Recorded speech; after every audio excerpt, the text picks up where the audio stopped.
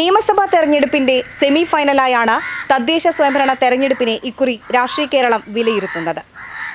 അതുകൊണ്ട് തന്നെ ഇക്കുറി തദ്ദേശ തെരഞ്ഞെടുപ്പിൽ തീപാറും പോരാട്ടമാണ് മുന്നണികൾ കാഴ്ചവെക്കുക. ഇവിടെ പൊന്നാനി നഗരസഭ, വെളിയങ്കോട്, മാറഞ്ചേരി, നന്നമുക്ക്, ആലങ്കോട്, പെരുമ്പടപ്പ് പഞ്ചായത്തുകളിലും കഴിഞ്ഞ 5 വർഷം എന്തെല്ലാം ഭരണ നേട്ടങ്ങളാണ് ജനങ്ങൾക്കുണ്ടായത് എന്നതടക്കം ചർച്ച ചെയ്യുകയാണ്. നാട്ടുപോരിന്റെ പുതിയ എപ്പിസോഡിലേക്ക് എല്ലാ പ്രേക്ഷകർക്കും സ്വാഗതം.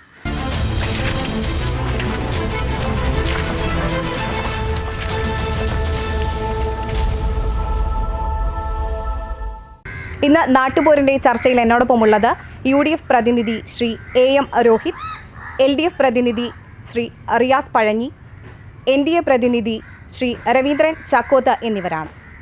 സ്വാഗതം. ആദ്യമേ തന്നെ LDF ആണ് നമ്മുടെ പൊന്നാനി നഗരസഭ ഉൾപ്പെടെ ഈ ഭാഗത്തെ ഭൂരിഭാഗം പഞ്ചായത്തുകളിലും ഭരിച്ചിരുന്നത് കഴിഞ്ഞ 5 വർഷം. എന്തെല്ലാം ഭരണ നേട്ടമാണ് അവകാശപ്പെടാനുള്ളത്?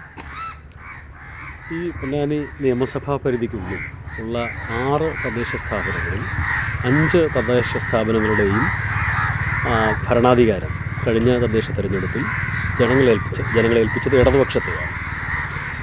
ഇത് പൊന്നാനി നഗരസഭയും പെരുമ്പടപ്പ് ബ്ലോക്ക് പഞ്ചായത്തും അതുപോലെ തന്നെ ആലങ്കോട്, നന്നമുക്ക്, പെരുമ്പടപ്പ് ഗ്രാമപഞ്ചായത്തുകളും ഉൾപ്പെടെ മാറഞ്ചേരി ഉൾപ്പെടെ ജനങ്ങൾ വിശ്വാസമർപ്പിച്ച് ഏൽപ്പിച്ചത് ഇടതുപക്ഷത്തെയാണ്. ഇടതുപക്ഷത്തിൻ്റെ കാഴ്ചപ്പാട് ഉൾക്കൊള്ളുന്ന അനുഭവ സമ്പത്തുള്ള ഭരണ നേതൃത്വം, സംസ്ഥാന സർക്കാരിൻ്റെ സാധ്യമായ രീതിയിലുള്ള പിന്തുണ, പൊന്നാനി MLAയുടെ ദീർഘവീക്ഷണത്തോടു കൂടിയുള്ള ഇടപെടലുകൾ, ഇവയെല്ലാം ഒത്തുചേർന്നുകൊണ്ട് കേന്ദ്ര സർക്കാർ സൃഷ്ടിച്ചിട്ടുള്ള സാമ്പത്തിക പരിമിതികൾക്കിടയിലും കാര്യക്ഷമമായി പ്രവർത്തിക്കാൻ ഈ തദ്ദേശ ഭരണ സ്ഥാപനങ്ങൾക്ക് കഴിഞ്ഞു എന്നുള്ളതാണ് ഇടതുപക്ഷത്തിനെ സംബന്ധിച്ചിടത്തോളം ഏറ്റവും വലിയ ആത്മവിശ്വാസത്തോടു കൂടി പറയാൻ കഴിയുന്ന കാര്യം. നമ്മുടെ നാട്ടിൽ നിലവിലുള്ള ഗ്രാമപഞ്ചായത്ത് ഭരണസമിതികളുടെ പ്രവർത്തന മികവിന് വേണ്ടി സർവരാലും അംഗീകരിക്കപ്പെട്ടിട്ടുള്ള ചില മാനദണ്ഡങ്ങളുണ്ട്. സംസ്ഥാന സർക്കാരും അതുപോലെ തന്നെ കേന്ദ്ര ഗവൺമെൻറ്റുമെല്ലാം ഏർപ്പെടുത്തിയിട്ടുള്ള പ്രവർത്തനക്ഷമതയുടെ മാനദണ്ഡങ്ങൾ അളക്കുന്ന ചില രീതികളുണ്ട്. അതിലെല്ലാം തന്നെ ദേശീയ തലത്തിൽ ഉൾപ്പെടെ നേട്ടങ്ങൾ കൈവരിക്കുന്ന രീതിയിലേക്ക് പെരുമ്പടപ്പ് ബ്ലോക്ക് പഞ്ചായത്ത് പ്രസിഡൻറ്റും അതുപോലെ തന്നെ സംസ്ഥാന തലത്തിൽ മികച്ച രീതിയിലുള്ള പ്രകടനം കാഴ്ചവെക്കുന്ന രീതിയിലേക്ക് ഈ ഗ്രാമപഞ്ചായത്തുകളും നഗരസഭയുമെല്ലാം ഉണ്ടായിരുന്നു എന്നുള്ളതാണ് യാഥാർത്ഥ്യം. ജനങ്ങളെ സംബന്ധിച്ച് ഒറ്റ ഉദാഹരണം പറഞ്ഞാൽ, അവരുടെ നിത്യജീവിതത്തിലെ ആരോഗ്യ വിഷയങ്ങളുമായി ബന്ധപ്പെട്ട പൊന്നാനി നഗരസഭയുടെ സുപ്രധാനമായിട്ടുള്ള ഒരു നേട്ടമെന്ന് പറയുന്നത് കേരള സംസ്ഥാനത്തിൽ ഏറ്റവും കൂടുതൽ നഗരാരോഗ്യ കേന്ദ്രങ്ങളുള്ള നഗരസഭയാണ് പൊന്നാനി നഗരസഭ. ഇത് സാധാരണ മനുഷ്യരുടെ ദൈനംദിന ആരോഗ്യ വിഷയങ്ങളുമായി ബന്ധപ്പെട്ട് ഒരു ഭരണ സംവിധാനം ഉൾക്കാഴ്ചയോടുകൂടി പ്രവർത്തിച്ചതിൻ്റെ പ്രതിഫലനമാണ് എന്ന് പറയാതിരിക്കാൻ വയ്യ. മറ്റൊന്ന്, ഈ തദ്ദേശ സ്ഥാപനങ്ങളുടെ എല്ലാം ഏറ്റവും പ്രധാനപ്പെട്ട കാര്യശേഷി വിലയിരുത്തപ്പെടുന്നത് ഇവരുടെ ഒരു ഓവറോൾ കോർഡിനേഷനാണ്. വിവിധങ്ങളായിട്ടുള്ള ഫണ്ടുകൾ വിവിധങ്ങളായിട്ടുള്ള സ്രോതസ്സുകളിൽ നിന്നും പദ്ധതികൾക്ക് വേണ്ടി വകയിരുത്തുകയും അത് കാര്യക്ഷമമായി സമയബന്ധിതമായി ചെലവഴിക്കുക എന്നുള്ള അതീവ പ്രാധാന്യത്തോടു കൂടിയിട്ടുള്ള ഒരു പ്രവർത്തനമാണ് തദ്ദേശ സ്ഥാപനങ്ങൾ നടത്തേണ്ടത്. നിങ്ങൾ മനസ്സിലാക്കേണ്ടത്, കഴിഞ്ഞ 5 വർഷവും പൊന്നാനി നഗരസഭ അതിനനുവദിക്കപ്പെട്ടിട്ടുള്ള ഫണ്ട് 100% ഈ 5 വർഷവും ചെലവാക്കിയ കേരളത്തിലെ ഏറ്റവും സുപ്രധാനമായിട്ടുള്ള നഗരസഭകളിലൊന്നാണ്. ഏതാണ്ട് 80-ലധികം വരുന്ന സംസ്ഥാനത്തെ നഗരസഭകളിൽ ആദ്യത്തെ 5 സ്ഥാനത്തിനുള്ളിൽ പൊന്നാനി നഗരസഭ ഈ ഫണ്ട് ചെലവഴിക്കലുമായി ബന്ധപ്പെട്ട നേട്ടത്തിൽ മുന്നിലുണ്ട്. ഇത് ഈ വിഷയങ്ങളിൽ മാത്രമല്ല, ജനങ്ങളുടെ ജീവിതവുമായി ബന്ധപ്പെട്ട മറ്റനവധി മേഖലകളിൽ, ജീവകാരുണ്യ മേഖലയിൽ അല്ലെങ്കിൽ ചികിത്സാ സഹായവുമായി ബന്ധപ്പെട്ട മേഖലകളിൽ, പാലിയേറ്റീവ് മേഖലകളിലെല്ലാം നഗരസഭയുടെ കണ്ണെത്തിയിട്ടുണ്ട്. ഏറ്റവും കാര്യക്ഷമമായി ഈ പൊന്നാനി നിയോജക മണ്ഡലത്തിലെ ജനങ്ങൾ ഏറെക്കുറെ ആശ്രയിക്കുന്ന സൗജന്യ ഡയാലിസിസ് സെൻ്ററിൻ്റെ നടത്തിപ്പ്, അത് പൊന്നാനി നഗരസഭ എത്ര കാര്യക്ഷമമായിട്ടാണ് ഒരു പരാതികളുമില്ലാതെ മുന്നോട്ട് കൊണ്ടുപോകുന്നത് എന്നുള്ളത് നമ്മുടെ മുമ്പിലുണ്ട്. ഞാൻ പറഞ്ഞു വെച്ചത്, ടൂറിസം മേഖലയിലാണെങ്കിൽ കർമ്മ റോഡ് കഴിഞ്ഞ 5 വർഷത്തിനകത്ത് കേരള സംസ്ഥാനത്തെ തന്നെ ഏറ്റവും സുപ്രധാനമായിട്ടുള്ള ഈവനിങ് ഡെസ്റ്റിനേഷൻ അഥവാ ടൂറിസ്റ്റ് ഡെസ്റ്റിനേഷനായി മാറി. കേരളത്തിൽ നിലവിൽ വ്ളോഗർമാരുടെയും റീല് പ്രൊഡ്യൂസ് ചെയ്യുന്നവരുടെ എല്ലാം ഏറ്റവും സുപ്രധാനമായിട്ടുള്ള ഡെസ്റ്റിനേഷനായി അത് മാറി. അപ്പോൾ ടൂറിസം മേഖലയിൽ ഉൾപ്പെടെ പൊന്നാനിയുടെ ചരിത്രത്തിലെ ഏറ്റവും സുപ്രധാനമായിട്ടുള്ള നേട്ടങ്ങളാണ് കൈവരിച്ചത്. അതുപോലെ മാറഞ്ചേരി പഞ്ചായത്തും പെരുമ്പടപ്പ് പഞ്ചായത്തുമില്ല. ഗൗരവതരമായ നേട്ടങ്ങൾ സംസ്ഥാന തലത്തിൽ നേടി എന്നുള്ളതും ഒരു വസ്തുതയാണ്. ഇങ്ങനെ ജനങ്ങളെ ബോധ്യപ്പെടുത്താൻ കഴിയുന്ന ഒട്ടനവധി പ്രവർത്തനങ്ങളുടെ ട്രാക്ക് റെക്കോർഡുമായിട്ടാണ് ഏറെ പരിമിതികൾ സൃഷ്ടിക്കപ്പെട്ട ഈ കഴിഞ്ഞ 5 വർഷ കാലഘട്ടത്തിൽ ഈ ഇടതുപക്ഷം ഭരിക്കുന്ന തദ്ദേശ സ്ഥാപനങ്ങൾ മുന്നോട്ട് പോയിട്ടുള്ളത്. അതേസമയം UDF ഈ 5 വർഷക്കാലം UDF-ലേക്ക് വരാം. ഒരു പഞ്ചായത്ത് മാത്രമാണല്ലോ UDF കൈയാളുന്നത്. അതുകൊണ്ട് മാത്രം ഒരു താരതമ്യം അനിവാര്യമാണെന്ന് നമുക്ക് അതിലേക്ക് വരാം എന്തായാലും. അപ്പോൾ വലിയ നേട്ടങ്ങളാണ് LDF എണ്ണി പറയുന്നത്. ഈ അവർ ഭരിക്കുന്ന നഗരസഭ ഉൾപ്പെടെ റോഡുകളുടെ വികസനം പറഞ്ഞു, പൊന്നാനിയുടെ ടൂറിസം മേഖല പറഞ്ഞു. അപ്പോൾ അത്തരത്തിലൊരു വികസനം നടന്നതായി UDF-ന്റെ കാഴ്ചപ്പാട് എന്താണ് ആ ഒരു കാര്യത്തിൽ? ഈ പൊന്നാനിയിലെ വികസനം നമ്മൾ ചർച്ച ചെയ്യുമ്പോൾ ഞാൻ വലിയ പുറകോട്ട് പോകുന്നില്ല. നമുക്കൊരു 20 വർഷക്കാലത്തെ പൊന്നാനിയിൽ നടന്ന വികസന കാര്യങ്ങളെക്കുറിച്ച് നമ്മൾ ചർച്ചയ്ക്കെടുത്താൽ 20 വർഷം നമ്മുടെ ഈ നിയോജക മണ്ഡലത്തെ പ്രതിദാനം ചെയ്തത് ഇടതുപക്ഷ MLA-മാരാണ് തുടർച്ചയായിട്ട്. ആ തുടർച്ചയായതിൽ മാറി മാറി വന്ന ഗവൺമെൻറ്റുകളിൽ 15 വർഷക്കാലം കേരളത്തെ പ്രതിനിധീകരിച്ചത് ഇടതുപക്ഷ മന്ത്രിസഭയാണ്. അപ്പോൾ അതിലൊരാൾ ഇവിടെ പാലടി മുഹമ്മദ് കുട്ടി ഇവിടെ മന്ത്രിയായിരുന്നു. ശ്രീരാമകൃഷ്ണൻ പിന്നീട് വന്നു. ശ്രീരാമകൃഷ്ണൻ സ്പീക്കറായി. പിന്നീട് ഇപ്പോൾ നന്ദകുമാർ MLA നിൽക്കുന്നു. അപ്പോൾ ഒരു ഭരണ സംവിധാനത്തിൻ്റെ എല്ലാ തരത്തിലുള്ള ആനുകൂല്യങ്ങളുള്ള ഒരു നിയോജക മണ്ഡലമാണ് പൊന്നാനി. അപ്പോൾ സ്വാഭാവികമായും നമ്മൾ ആ അർത്ഥത്തിൽ ഒരു വികസനം നമ്മളിവിടെ പ്രതീക്ഷിക്കും. ഇപ്പോൾ ഭരണത്തിൻ്റെ എല്ലാ തരത്തിലുള്ള ആനുകൂല്യങ്ങളുള്ള ആ MLA ഉൾപ്പെടെ ഇപ്പോൾ ഇവിടെ സൂചിപ്പിച്ചതുപോലെ തദ്ദേശ സ്വയംഭരണ സ്ഥാപനങ്ങളിലുള്ള അവരുടെ പങ്കാളിത്തം, ഇപ്പോൾ വെളിയങ്കോട് പഞ്ചായത്ത് മാത്രമാണ് UDF-നുള്ളത്. അപ്പോൾ നമ്മൾ സ്വാഭാവികമായിട്ടും കുറച്ചും കൂടി എക്സ്പെക്റ്റ് ചെയ്യും ഏതാണ് വികസനവുമായി ബന്ധപ്പെട്ട കാര്യങ്ങൾ. ആ തരത്തിൽ നമ്മൾ വികസനത്തെക്കുറിച്ച് ചർച്ച ചെയ്യുമ്പോൾ അത് കൈവരിക്കുവാൻ 20 വർഷക്കാലമായിട്ട് പൊന്നാനിക്ക് സാധിച്ചിട്ടില്ല എന്നതൊരു യാഥാർത്ഥ്യം നിൽക്കുക. ഇപ്പോൾ റിയാസ് ഇവിടെ റാങ്കിങ്ങിനെ കുറിച്ചും അംഗീകാരങ്ങളെക്കുറിച്ചൊക്കെ പറഞ്ഞു. നമുക്ക് വികസനം എന്ന് പറയുന്നത് മനുഷ്യരെ ടച്ച് ചെയ്യണം, അവർക്ക് കാണാൻ പറ്റണം, അവർക്ക് അനുഭവിച്ചറിയാൻ പറ്റണം. ആ തരത്തിൽ നമ്മൾ പൊന്നാനിയുടെ വികസനത്തെക്കുറിച്ച് ചർച്ച ചെയ്യുമ്പോൾ ഒരു മനുഷ്യൻ്റെ ബേസിക് നീഡ്സ് എന്ന് പറയുന്നത് അവർക്ക് സഞ്ചരിക്കാൻ പറ്റാവുന്ന പാതകൾ, ഗതാഗത യോഗ്യമായിട്ടുള്ള പാതകൾ നമ്മുടെ പ്രദേശത്ത് ഉണ്ടാകുക എന്നാണ്. ഇപ്പം നമ്മുടെ പൊന്നാനിയല്ല, കേരളത്തിലെ പൊതുവായിട്ട് എടുത്ത് പരിശോധിച്ച് നോക്കിയാൽ മുഴുവൻ റോഡുകളുടെയും തകർച്ച ഈ നിയോജകമണ്ഡലം നേരിട്ടുകൊണ്ടിരിക്കുകയാണ്. ഇപ്പോൾ തെരഞ്ഞെടുപ്പ് പ്രഖ്യാപിച്ചതുമായി ബന്ധപ്പെട്ട് കുറച്ച് വർക്കുകൾ അവിടെ ഇവിടെ നടക്കുന്നതിനപ്പുറത്തേക്ക് കഴിഞ്ഞ കുറേ വർഷക്കാലമായിട്ട് ഇത് ശാശ്വതമായിട്ട് പരിഹരിക്കാൻ ഇവർക്ക് സാധിച്ചിട്ടില്ല. അത് ഒന്നാമത്തെ വർഷം. 2, പൊന്നാനി നേരിടുന്ന ഏറ്റവും വലിയൊരു പ്രശ്നം കുടിവെള്ള പ്രശ്നമാണ്. ഈ കുടിവെള്ള പ്രശ്നം പരിഹരിക്കാൻ പറ്റാവുന്ന ഒരു വൻകിട പദ്ധതിയായിരുന്നു ചമറവട്ടം റെഗുലേറ്റർ കം ബ്രിഡ്ജ് എന്ന് പറയുന്ന കോടിക്കണക്കിന് രൂപ ചെലവഴിച്ചുകൊണ്ട് നിൽക്കുന്നത്.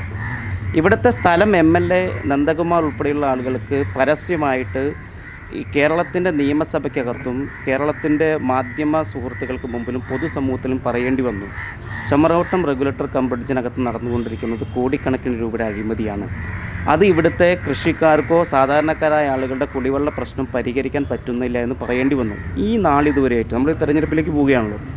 ചമറവട്ടം റെഗുലേറ്റർ കം ബ്രിഡ്ജിൻ്റെ വിഷയം പരിഹരിക്കുവാൻ ഇടതുപക്ഷത്തിൻ്റെ അതിപ്പോൾ പഞ്ചായത്തുകൾക്ക് പരിഹരിക്കാൻ പറ്റുന്നില്ല, ഗവൺമെൻറ്റിന് പോലും പരിഹരിക്കാൻ പറ്റാത്ത രീതിയിലുള്ള അഴിമതി സ്മാരകമായിട്ട് നിൽക്കുകയാണ്.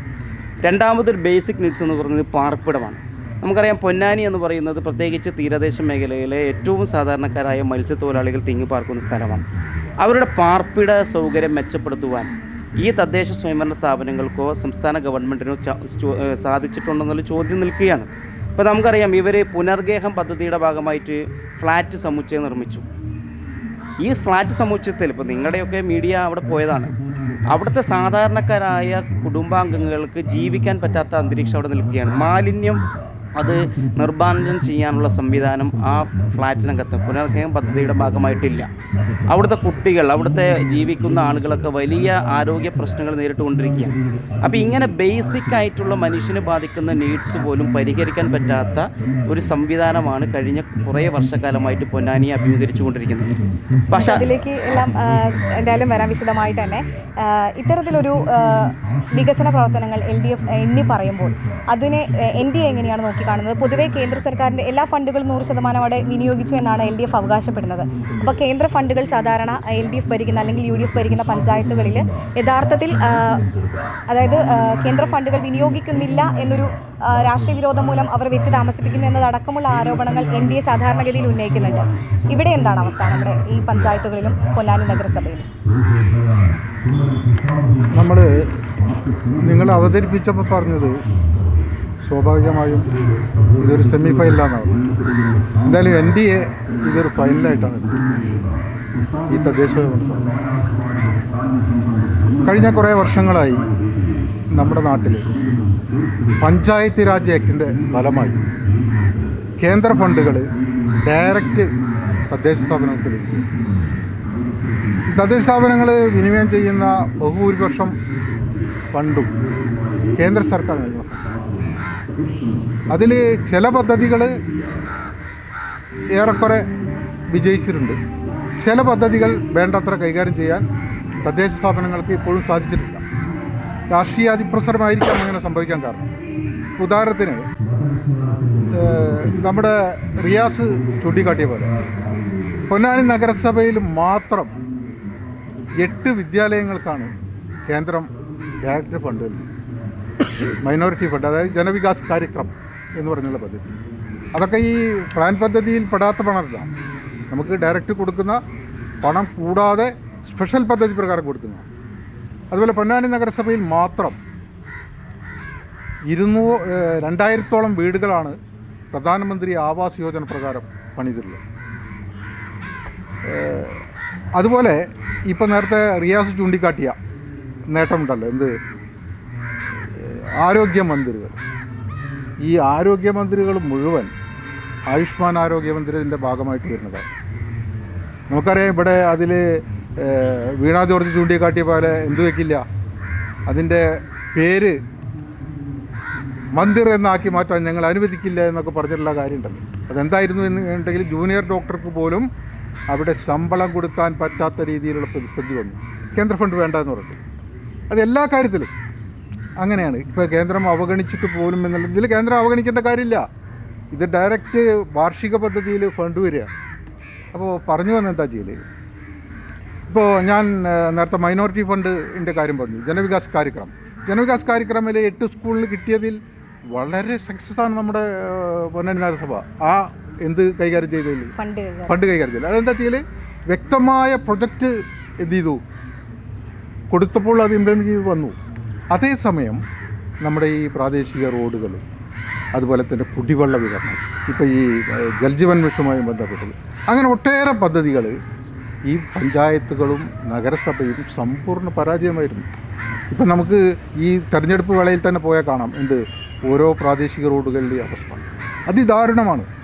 തീർച്ചയായും ഈ വിമർശനങ്ങൾക്കൊക്കെ ഉള്ള ഒരു മറുപടി, അതായത് നമുക്ക് യഥാർത്ഥത്തിൽ അടിത്തട്ടിൽ നിന്നുള്ള വികസനങ്ങളാണല്ലോ ഇവിടെ ചർച്ചയാവുന്നത്. തീർച്ചയായും ഗ്രാമീണ റോഡുകളുടെ ശോച്യാവസ്ഥ പറഞ്ഞു. തെരഞ്ഞെടുപ്പ് അടുത്തതുകൊണ്ട് മാത്രം ചില റോഡുകൾ നന്നാക്കി എന്നാണ് UDFൻ്റെ ഒരു ആരോപണം. അതുപോലെ തന്നെ ആശുപത്രികളും പ്രാദേശിക റോഡുകളുടെ വികസനത്തിനും കേന്ദ്രം നൽകുന്ന ഫണ്ടുകൾ വിനിയോഗിച്ചു, അതേസമയം റോഡുകളിൽ വിനിയോഗിച്ചില്ല, 100% പരാജയമായിരുന്നു എന്നൊക്കെയാണ് NDAയുടെ ഒരു ആരോപണം. അതിൻ്റെയൊക്കെ ഒരു മറുപടി എങ്ങനെയാണ്? തീർച്ചയായിട്ടും അതിൽ ഗൗരവതരമായിട്ട് വിശദീകരിക്കപ്പെടേണ്ട കാര്യങ്ങളുണ്ട്. ഇപ്പോൾ അദ്ദേഹം ഏറ്റവും പ്രധാനപ്പെട്ട ഒരു കാര്യമായിട്ട് ഇവിടെ പറഞ്ഞത് 2000 വീടുകൾ പൊന്നാനി നഗരസഭയ്ക്കകത്ത് PMAY പദ്ധതി പ്രകാരം നിർമ്മിക്കാനുള്ള സാഹചര്യം ഈ നഗരസഭ കാലഘട്ടത്തിൽ ഉണ്ടായി എന്നുള്ളതാണ്. ഇടതുപക്ഷം ഭരിക്കുന്ന നഗരസഭ കാലഘട്ടത്തിൽ ഒരു വീടിന് കൊടുക്കുന്നത് 4 ലക്ഷം രൂപയാണ്. അദ്ദേഹത്തിന് അറിയാമെന്നാണ് ഞാൻ മനസ്സിലാക്കുന്നത്. ഈ 4 ലക്ഷം രൂപ ഒരു ഗുണഭോക്താവിന് കിട്ടുമ്പോൾ കേന്ദ്ര സർക്കാർ കൊടുക്കുന്നത് വെറും 1.5 ലക്ഷം രൂപയാണ്. ഈ 2000 വീടുകൾക്ക് 1.5 ലക്ഷം രൂപയാണ് ഈ 4 ലക്ഷത്തിലേക്ക് കേന്ദ്ര സർക്കാർ കൊടുക്കുന്നത്. ബാക്കി 2.5 ലക്ഷം രൂപയും നൽകുന്നത് സംസ്ഥാന ഗവൺമെൻറ്റും അർബൻ ലോക്കൽ ബോഡിയുമാണ്, അഥവാ പൊന്നാനി നഗരസഭയും സംസ്ഥാന സർക്കാരുമാണ്. എന്ന് വെച്ചാൽ ആ വീട് നിർമ്മിക്കാൻ ആവശ്യമായ 5ൽ 2 ഭാഗം മാത്രം കേന്ദ്ര സർക്കാർ നൽകുമ്പോൾ അതിൽ 5ൽ 3 ഭാഗവും നൽകുന്നത് നഗരസഭയും സംസ്ഥാന സർക്കാരും ചേർന്നുകൊണ്ട്.